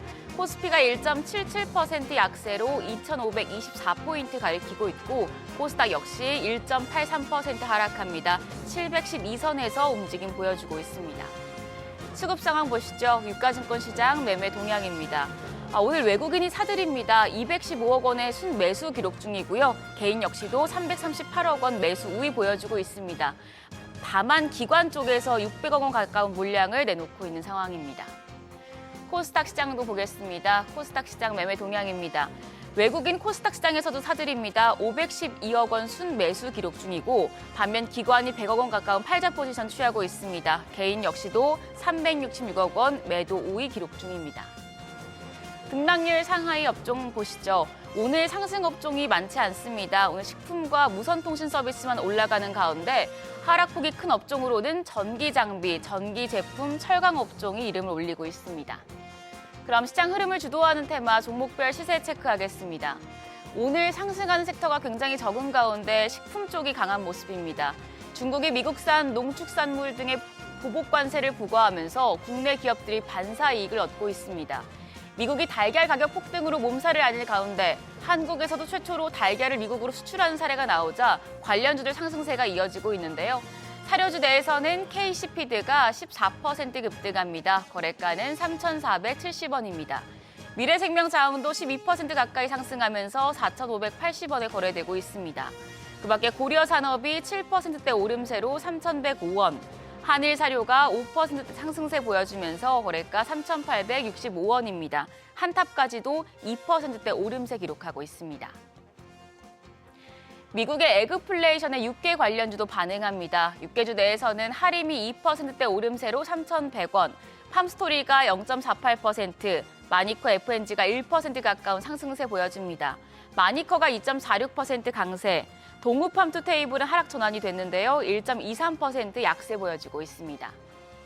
하락폭이 큰 섹터도 체크하시죠. 그간 지수 상승을 주도했던 2차 전지와 반도체주가 동시에 크게 떨어지고 있습니다.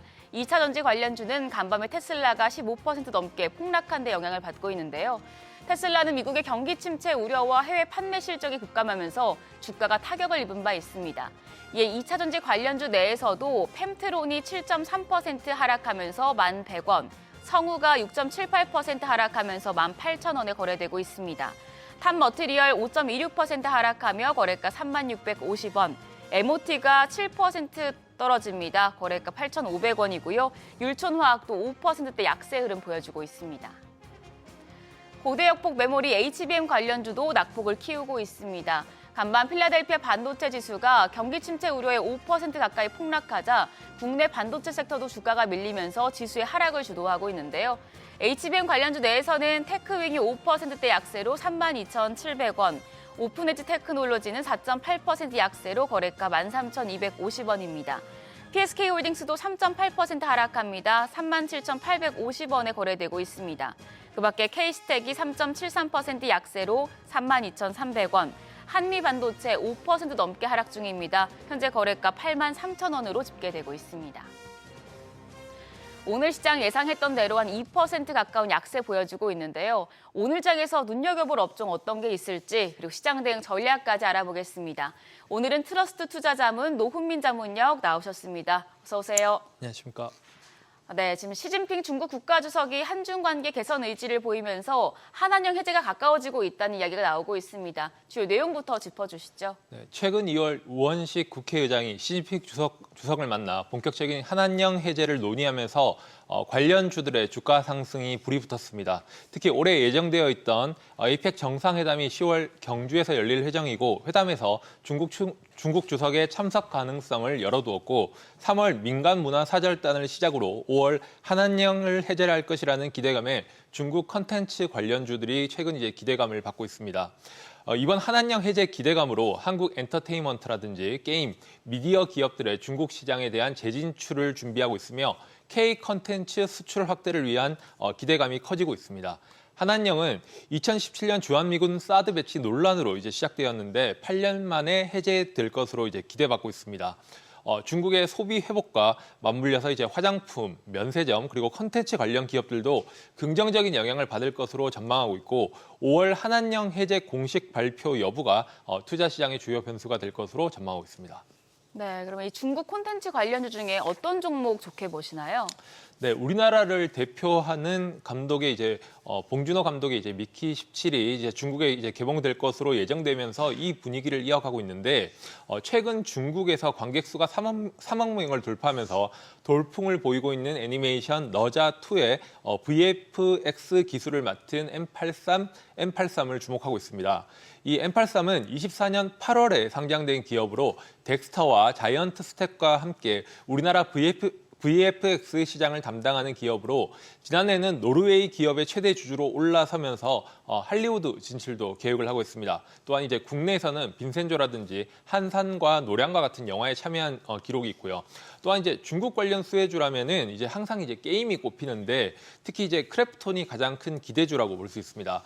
크래프톤은 전통적인 IP인 배틀그라운드를 여전히 높은 인기를 유지하고 있는 가운데 최근 오는 3월 28일에 인조이라는 새로운 게임을 출시할 예정인데 회사의 전통적인 매출을 담당하고 있는 배틀그라운드에 이어서 새로운 게임이 출시한다라면은 거기에 대한 실적이 가져다준 기대감과 중국 판호에 대한 기대감으로 상승세 이어갈 것으로 전망하고 있습니다. 네, 오늘 시장 예상했던 대로 부진한 흐름 보여주고 있습니다. 마지막으로 투자자분들 위해서 대응 전략까지 세워주시죠. 네, 최근 이제 미국의 트럼프 관세가 이제 본격적으로 시행되면서 이 부분이 경제에 어떤 영향을 미칠지 우려하는 시선이 점진적으로 늘어나고 있습니다. 특히 10일 같은 경우에는 철광과 알루미늄의 관세가 이제 발효되고 CPI 및 PPI의 발표를 앞두고 있는데 이 경제 지표의 내용이 다음 주에 열릴 FOMC의 결정에 대한 이제 근거가 될 것으로 전망하면서 관심이 모아지고 있습니다. 따라서 지난 실업률이 소폭 증가하고 금리 인하의 기대감을 높이는 데 이제 기여하고 있지만은 지난달에 예상치를 일부 상회하면서 CPI와 PPI 지표가 이번 달에도 이어질 경우에는 증시의 불안감이 확대될 수 있기 때문에 이번 한 주는 포트폴리오의 전략을 다시 수정하는 하루 및 이제 한 주를 관망하는 것도 다음을 위한 현명한 선택이라고 생각하고 있습니다. 네, 지금까지 업종과 대응 전략 알아봤습니다. 전문가님 오늘 말씀 고맙습니다.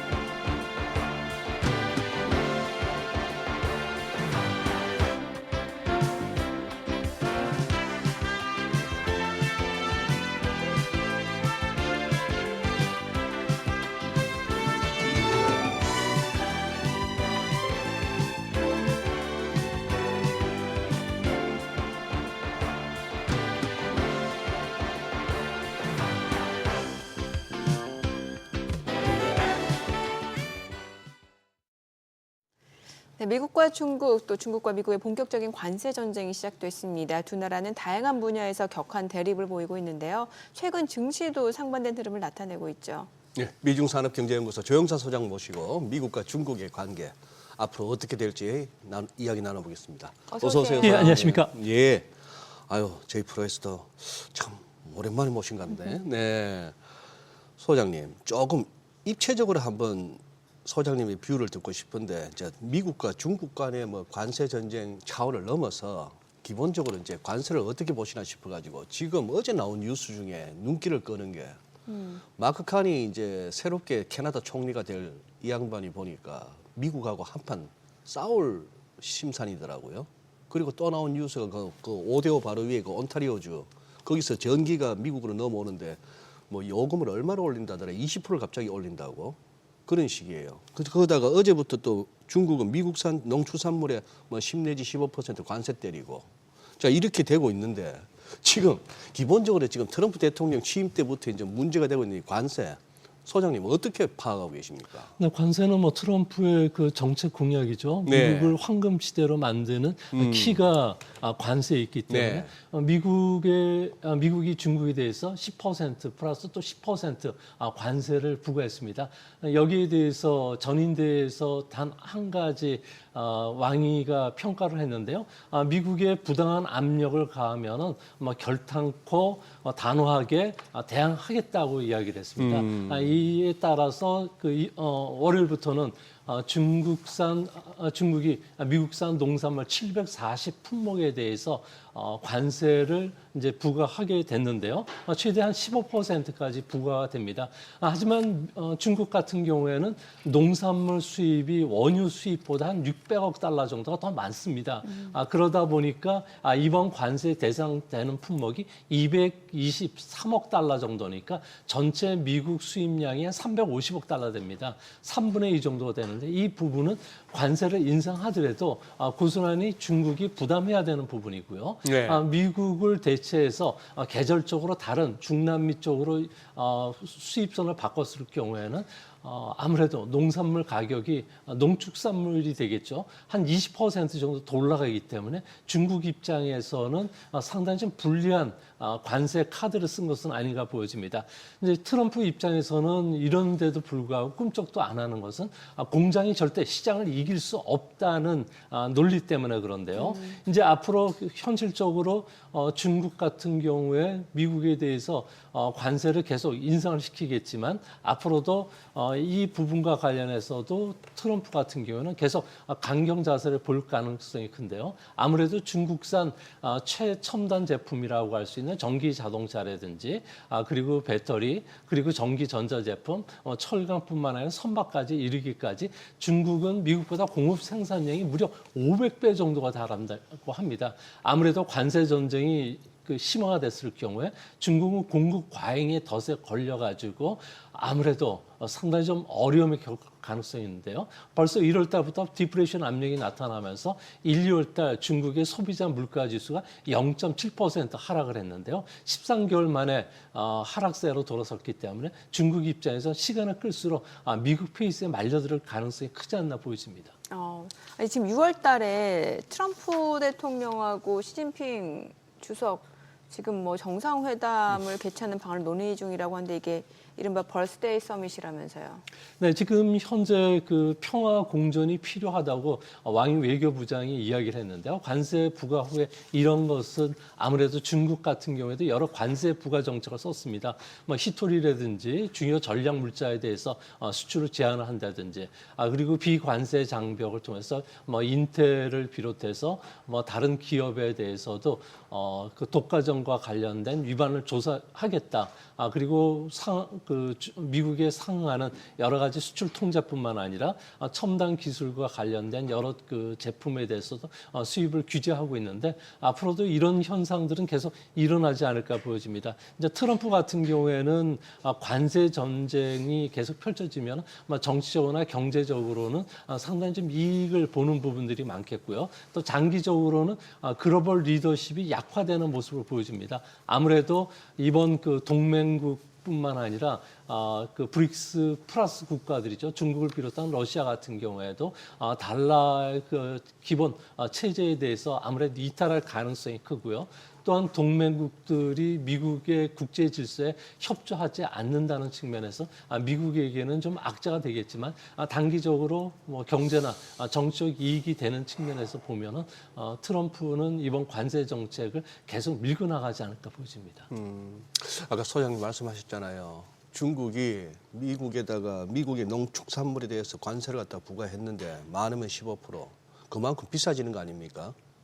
그런데 관세 부과한다고 해서 중국이 그러면은 미국에서 들여오던 그 농산물, 축산물을 갖다가 또 수입 안 할 수는 없을 거 아니에요. 네, 그렇습니다. 그 중국이 가장 많이 수입하는 게 밀과 그리고 콩이 되는데요. 네. 또 옥수수도 대량이 되고요. 예. 이런 부분들은 가격이 올라가면 중국 그 농가들 같은 경우는 직접적인 피해를 입게 예. 됩니다. 이로 인해서 돼지고기를 더 많이 수입을 해야 되는데 소고기와 돼지고기를 대량으로 20만 톤에서 60만 톤 정도로 수입할 수 있는 국가는 지금 현재 상으로는 미국밖에 없고요. 예. 뭐 우리나라 같은 경우에도 뭐 돼지고기라든지 소고기를 미국에서 수입해 오지만 돼지고기는 한국인이 좋아하는 품종이 아니기 때문에 뭐 유럽이라든지 다른 나라에서 수입하는데 중국 같은 경우에는 미국 쪽에서 수입할 수밖에 없는 상황이라고 합니다. 뭐 그만큼 현재 그 미중 간에는 서로 농산물과 관련된 엮여져 있는데요. 이 때문에 당분간 중국 같은 경우에는 디플레이션 압력에 상당히 좀 시달릴 가능성이 있지 않나 보여집니다. 디플레이션 예, 아니에요? 그러니까 중국 같은 경우는 이렇게 보시면 됩니다. 지금 현재 그 2구 한신 제도를 9월 1일부터 실시가 됐었는데요. 예. 이로 인해서 생활 필수품들 같은 경우에는 좀 줄어들고 그 대신 보조금을 많이 줘왔던 애플의 핸드폰이라든지 뭐 이런 쪽에 그 수요들이 많이 일어나면서 트레이드 오프 현상이 일어났습니다. 한쪽을 사기 위해서는 다른 쪽을 희생하는 부분인데요. 근데 이런 현상들이 이제 그 이번 1분기서부터는 그 보조금을 주질 않았기 때문에 과잉생산 생활 필수품이라든지 이런 것들이 지금 가격 수요가 안 일어나면서 덤핑으로 해서 가격이 하락을 하고 있거든요. 네. 그래서 다른 나라들은 인플레이션 우려가 있는데도 불구하고 중국 같은 경우는 계속 디플레이션 압력이 좀 시달리는데 여기에 그 농산물 가격이 올라간다면은 그 먹는 것도 줄이는 그런 상황이 되지 않을까 보십니다. 아니 이제 오늘 조 소장님하고 조금 이렇게 늘 그냥 이 관세와 관련한 토론을 갖다가 늘 보면 뭐 수박 그달기식이에요. 저는 오늘 조금 더 한번 소장님하고 얘기를 나누고 싶은 게, 자, 그러니 관세를 갖다가 중국도 보복을 한답시고 우리도 관세 때릴 거야 했지만 미국산 농축산물이 없이는 안 되고 또 수입을 해야 되는데 가만히 생각해 보면 또 그거는 가능하겠죠. 다른 나라 잠시 한번 들렸다 가는 식으로 그렇게 해서 관세를 피할 수는 있겠습니다만 또 그렇게 말씀하셨어요. 중국이 또 이렇게 미국에다가 관세를 두드려 맞다 보니까 아무래도 공급 강행이 되고 중국으로 덜 간다. 그만큼 어떤 뭐 소비자 물가도 떨어졌다고 하셨지만 또 역으로 생각해 보면 미국 입장에서 당장 늘 중국에서 들여오던 그걸 갖다가 없이는 또 생활할 수 없잖아요. 그러면 또 뭐 10%에서 20% 더 비싼 그걸 사오면서 수입업자나 뭐 이런 쪽에서 조금 한다 하더라도 결국 소비자한테 가는데 이래저래 서로 힘들단 말입니다. 그래서 지금 어떻게 보면은 자산 증시를 비롯해서 흔들리기도 하고 궁극적으로 누가 그러면 트럼프 대통령이 밀어붙이는 이게 미국이 남는 장사로 보시는 거예요? 네, 미국은 아무래도 그 시장이기 때문에 미국 입장에서는 좀 낫지 않을까 보여집니다. 지금 말씀하신 거 조금씩 이제 풀어서 해석을 하면요. 중국 같은 경우에는 농산물을 미국에서 수입 안 하고 남미, 아르헨티나, 브라질에서 수입할 수 있는데 이들 나라는 계절이 다릅니다. 그렇기 때문에 실제 그러네요. 수입할 수 있는 시간적인 여유가 별로 없는 상황이고요. 또 한 가지는 조금 전에도 말씀해 주셨듯이 중국 같은 경우에 이제 수입 물동량을 계속 이제 수입을 해주고 또 수출도 계속 하게 되는데 수출하는 물동량들을 보면은 관세에도 불구하고 미국 같은 경우는 지난 한 15년 정도로 보면은 수입업자들이 이 관세의 65%를 자신이 이익을 감소하더라도 자기가 마진을 좀 줄이더라도 그러니까 개인들은 35%이기 때문에 실질적으로 그 미국의 그 물가가 트럼프 정부 이후의 정책에 따라서 1%까지 올라간다고 하지만 실제적으로 그만큼 또 수요가 줄기 때문에 물가 상승 압력은 그렇게 크지는 않을 것으로 보여지고요. 또 한 가지는 중국은 여기에 대비해서 현재 AI 플러스 알파 정책을 쓰고 있는데요. 그러니까 소위 말해서 융합을 쓴다는 거죠. 한 가지 제가 질문을 드리겠습니다. 중국이 생활 필수품이라든지 이런 가전과 관련된 소비재들 같은 경우는 몇 개 품목 정도가 될 거로 생각하십니까? 중국에서 만들어내는 품목들이. 대부분 다 만드는 거 아니에요? 그러니까 한 몇 개 정도 될 것 같습니다. 그냥 뭐 수천 개 정도? 대부분- 아닙니다. 1억 9,113만 개 정도가 된다고 합니다. 근데 이들 제품이 융합 제품들이 지금 쏟아지기 시작했다는 거죠. 미국이 막고자 하는데 중국은 다른 방법을 통해서 우회로를 통는데요. 특히 폭스콘 같은 경우는 AI를 접목시켜서 생산성을 15% 올렸기 때문에 이제 애플의 아이폰 같은 경우는 15% 가격을 더 낮춰서 미국에 진출할 수 있다는 거고요. 지리 자동차라든지 BYD 같은 경우에도 고도의 자율주행 기술과 관련된 시스템을 도입이 아주 싸게 진행이 되고 있고요. 또 한 가지는 영상 그 판독기 MRI, CT 같은 경우 중국산 같은 경우에도 AI의 도입에 의해서 진단도 조기 진단할 수뿐만 아니라 가격도 떨어지고 있다는 거죠. 또 한 가지는 초상은행 같은 경우, 은행권 같은 경우에도 AI를 통해서 중소기업의 심사 대출 기간을 일주일 정도 걸렸는데 지금은 20분 만에 단축이 되니까 전체적으로 이런 것들이 생산성 향상 그리고 가격 경쟁력을 통해서 미국 수출 제품들이 또 싸진다는 겁니다. 그래서 미국 입장에서는 관세에도 불구하고 중국 수입 물동량 4천억 달러가 계속 유입되는 것은 막을 수가 없기 때문에 계속 멍군 장군식으로 계속 보복 관세 여기에 따른 또 다른 그 제재 카드가 앞으로도 계속 나올 수밖에 없는 상황입니다. 그러니까 서로 좀 출혈이 있을 수 있겠지만 그게 경제에 큰 타격을 줄 정도는 아니라는 거예요. 양국이 일단 다. 다른 중국은 돌파구가 마련했고요. 다른 전략도 지금 마련돼 있고 미국 입장에서는 중국을 막기 위해서 상호 관세뿐만 아니라 품목별 관세, 뭐 다양한 관세들이 앞으로 계속 나올 것으로 보여집니다. 네. 아니 간밤에 나온 소식으로 어쨌건 뭐 6월달 정상회담 개최한다고 하니까 이게 벌스데이 서밋이라고 하니까 트럼프 대통령이 6월 14일 생일이고 그래서 시진핑이 6월 15일 하루 차이예요. 두 분 다 6월생이세요? 네, 6월 14일, 6월 15일. 시진핑이 6월 15일 하루 차이. 그래서 벌스데이 서밋이라는데요. 아직은 멀었다. 석 달이나 기다려야 되네. 근데 그 전에 뭔가 이제 뭐 계속해서 얘기가 오고 갈 수는 있겠죠. 생일 파티하는 거. 또 그것도 방송하다가 또 젤렌스키처럼 뭐 두 사람 또 서로 삿대질 할라. 그럴 일이 없을 정도의 내공이겠지만. 아니 말 난 김에 그러면은 지금 그동안에 우리가 흔히 하는 말로 한미일 북중러 이렇게 얘기했습니다. 지금 여기 트럼프 취임 2기 출범 이후에 그 구도에 약간 변화가 생길 수가 있나요? 네, 지금 당장 생기기 시작했는데요. 네. 가장 미국이 경제적으로나 군사적으로 1순위 그 견제 대상이 중국이라는 겁니다. 네네. 그러니까 트럼프 입장에서는 지난 1기 때 중국을 손보지 못한 거에 대해서 상당히 좀 후회를 하고 있는데요. 이 때문에 시작하자마자 역키신저 전략을 쓰고 있다는 거죠. 그러니까 그 러시아를 견제하기 위해서 중국을 미국 편으로 끌어들이는 이런 전략을 썼는데 지금은 거꾸로 중국을 견제하기 위해서 미국이 러시아와 좀 더 친해진다는 그러게요. 거죠. 그를 통해서 중국과 러시아의 그 전략적 동반자 관계를 어느 정도 깬다면은 아무래도 미국 입장에서는 북한 핵 문제, 이란 핵 문제에 좀 더 쉽게 접근할 수가 있다는 거고요. 네. 또한 푸틴 입장에서는 러우 전쟁에서 승리도 거둘 수 있을 뿐만 아니라 미국의 협력함으로 인해서 중국에 의존했던 경제 의존 관계를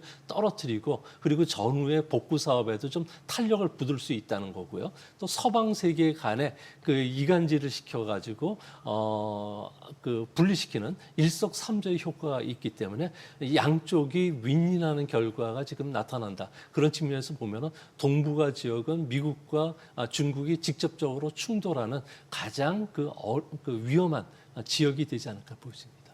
동북아 지역, 뭐 동북아 지역, 우리가 우리네요, 되겠죠. 우리. 우리 대만. 한반도, 대만. 아니 그럼 예.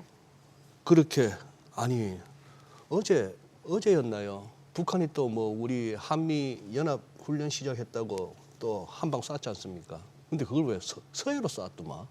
그동안에 늘 저쪽으로 쐈는데 오른쪽으로 동해 쪽으로 쐈는데 어떤 의도라고 보시는 건데요? 아니 뭐 한번 왼쪽으로 쏘고 싶었겠지만 아니 그것보다는 중국과 관련해서는 지금 상당히 북한이 견제를 할 뿐만 아니라 조금 불편한 것 예, 같아요. 불편한 예전보다는. 네. 그렇습니다. 우리도 이 정도 힘이 있다. 그러니까 우리에 대해서 어느 정도 규제를 좀 풀어주고 여행자들 좀 보내주고 그러라고 좀 한 것은 아닌가 이렇게 보여집니다. 그리고 그거는요, 소장님 진짜 그 부분이 진짜 궁금한데 아까 말씀하시는 아니 실컷 엔비디아가 어떻고 마이크로소프트가 어떻고 챗GPT가 오픈AI 이러고 했었는데 딥시크가 출연하고 나서 거기에 뭔가 좀 찬물을 끼얹은 듯한 느낌 들었는데 딥시크 위에 또 계속 막 나오더라고요. 최근에 알리바바 오픈소스 그러니까. Q1도 예. 나왔고요. 예. 현재 다양한 AI와 관련된 기업들이 계속 쏟아지는데 중국 같은 경우에는 지금 4,700개 AI 기업이 있습니다. 4,700개? 예, 그래서 조금 전에도 말씀드렸듯이 AI 플러스 융합과 관련된 수요들이 계속 늘어나고 있고요. 국유 상업은행뿐만 아니라 전력회사 그리고 다양한 국유 기업들이 중국에서 한 13만 개 정도가 되는데 이 중에서 중앙 국유 기업만도 한 90여 개 되는데요. 이들 기업이 전부 AI 융합과 관련된 시스템을 받아들이고 있습니다. 네. 이로 인해서 실제 2022년 챗GPT가 11월 달에 발표가 되면서 미국이 변화했던 것이 현재 딥시크가 그 모델을 발표하고 나서 지난 2개월 동안에 나타난 거와 거의 비슷한 흐름이 전개됐다는 거죠. 그래서 중국의 친구들하고 물어보면 딥시크 이전과 이후로 중국 경제가 완전히 달라지고 있다는 겁니다. 그래서 현재 주식이라는 것은 EPS 곱하기 주가 수익 비율이거든요. 예. 그러니까 EPS라는 건 경제 성장 그리고 기업 실적 그리고 주가 수익 비율은 기대나 불안감을 반영하는데 현재 그 미국 시장 같은 경우에도 GDP 나오가 마이너스 2.4로 1분기에는 침체가 예상이 되는 상황이기 때문에 그런 측면에서 보면은 EPS도 떨어지고 그 다음에 GPT가 그 딥시크의 공격을 받으면서 실제적으로 상당히 어려운 경우에 몰리고 있다는 거죠. 그래서 미국판 M7 같은 경우에는 현재 12개월 선행 주가 수익 비율이 30배를 너무 멀티플을 높게 해주니까 이게 떨어뜨리니까 자연스럽게 주가가 좀 떨어지는데 반면에 중국은 수요도 일어나고 이제 시작이 되면서 중국판 M7이라든지 테라픽 10이라든지 그리고 홍콩에 상장되어 있는 홍콩 항생 테크 주식 같은 경우에도 작년 그 12월 달부터 현재까지 주가가 무려 60, 70% 정도 예, 예. 올랐고요. 종목별로는 30에서 120%까지 오르는 현상들이 있기 때문에 미국에서 일어났던 지난 2년간의 그 AI와 관련된 주가 흐름이 고스란히 중국에서 다시 일어나고 있다고 볼 수가 있는 겁니다. 그래도 간밤에는 또 뭐 중국 쪽에서도 좀 많이 어제 보니까 좀 물량들 나오는 상황이었는데 어떨까요? 앞으로도 좀 중국 쪽 증시라든지 중국은 지금 이제 재정 뭐 지출을 좀 확대해서 부양하겠다는 의지도 강한 상황이잖아요. 그럼 이게 미국하고는 지금 다른 행보잖아요. 그럼 네. 증시도 좀 반영이 더 될 수 있는 거예요. 네, 중국 증시 같은 경우는 지금 미운 오리 새끼에서 그야말로 황금알을 낳는 거위로 지금 바뀌고 있는데요. 네. 아무래도 미국 증시가 조정을 보일 때 중국 증시가 매력이 부상하는 거는 상관계수가 두 증시 간에 0.34 거의 상관계가 없다는 겁니다. 네네. 글로벌 투자자 입장에서는 미국의 개인들이 갖고 있는 주식과 그리고 펀드들 같은 경우는 54조 달러 정도가 되는데 이 자금 중에 상당 부분 액티브 펀드들 같은 경우는 중국 시장에 들어오는 건 사실입니다. 뭐 최근에는 워낙 많이 올라서 좀 팔기는 하겠지만 이제 중국의 이런 또 변화를 보고서 많은 자금들이 유입되고 있고요. 또 신규 타마주들이 부각이 되기 때문에 뭐 중국 증시의 그 테크주들 같은 경우에는 중심으로 해서 양극화되는 모습은 당분간 좀 이어지지 않을까 생각이 됩니다. 그래요. 지금 소장님 요즘 미국장 많이 보시는 것 같던데 우리 앞서 증시타임에서 뭐 한참 얘기했습니다만 지금의 조정 어떤 성격으로 보십니까? 가장 중요한 것은 이배 성장률이 떨어지고 있다는 거죠. 관세뿐만 아니라 네. 달러 강세로 인해서 빅테크 기업을 중심으로 해서는 상당히 좀 어려움에 처할 수밖에 없는 상황이고요. 이제 앞으로도 딥시크뿐만 아니라 많은 그 하이테크 제품의 융합 제품들이 미국에 쏟아지면서 전통적으로 미국 기업들이 갖고 있었던 첨단 기술, 특히 미국 일강의 기술주들 같은 경우에는 실적이 예전보다 못할 수 있다는 겁니다. 그래서 S&P의 그 성장주 지수들 보면 이번 1분기에 그 순이익 증가율이 24%를 고점으로 4분기까지 계속 떨어진다는 거죠. 근데 상당히 S&P에서 7종목을 제해놓고 나머지 493개 종목을 보면은 EPS 증가율이 1분기에 그 바닥으로 해서 4분기까지 계속 증가하는데 4분기는 무려 23% 성장주보다 가치주들이 더 좋아진다는 거죠. 그런 측면에서 보면은 미국 증시에서도 그동안 한 그 4, 5년간 M7 주가들이 좀 지수를 끌어올렸지만 이제는 S&P 그 493개 종목이 상대적으로 AI 융합에 의해서 생산성 향상 그리고 시장 점유율 확대에 따른 매력이 있기 때문에 오히려 S&P의 그 대부분의 종목들은 강한 하방 경직성을 좀 보이지 않을까 보여집니다. 네, 알겠습니다. 오늘 내용 잘 들었습니다. 고맙습니다. 네, 감사합니다. 네, 확실히 오늘 국내 증시는 그래도 시작 대비로 개장 이후 낙폭을 좀 줄여내고 양봉으로 좀 전환이 됐습니다. 하지만 여전히 1.8% 하락. 네. 네, 그러네요. 아유, 미국장이 좀 이렇게 멈춰져야 되는데 확실히 우리가 덜 빠지는 건 분명합니다. 그죠? 그렇죠. 덜 올랐으니까. 덜 올랐으니까. 떨어지기도 하네요. 예. 환율도 고점을 더 높여가기보다는 그거 하고. 다만 부담은 외국인이 지금 보니까 현선물에서 좀 매도를 나타내고 있고 특히 선물 거래소에서는 보니까 많이 팔아요. 6,500개 가까이 파네요. 예. 벌써 1시간도 안 됐는데 예. 그게 좀 부담스럽긴 합니다. 네. 저희 방송 중에 전해드린 내용과 관련해서 모든 투자 판단의 책임은 투자자분들께 있다는 점 알려드립니다. 네, 세상의 모든 돈 되는 정보 재테크 노하우 머니쇼. 오늘은 여기서 인사드리겠습니다. 여러분의 모든 경제 SBS 비즈가 함께하겠습니다. 저희는 내일 오전 8시에 찾아뵙겠습니다. 고맙습니다.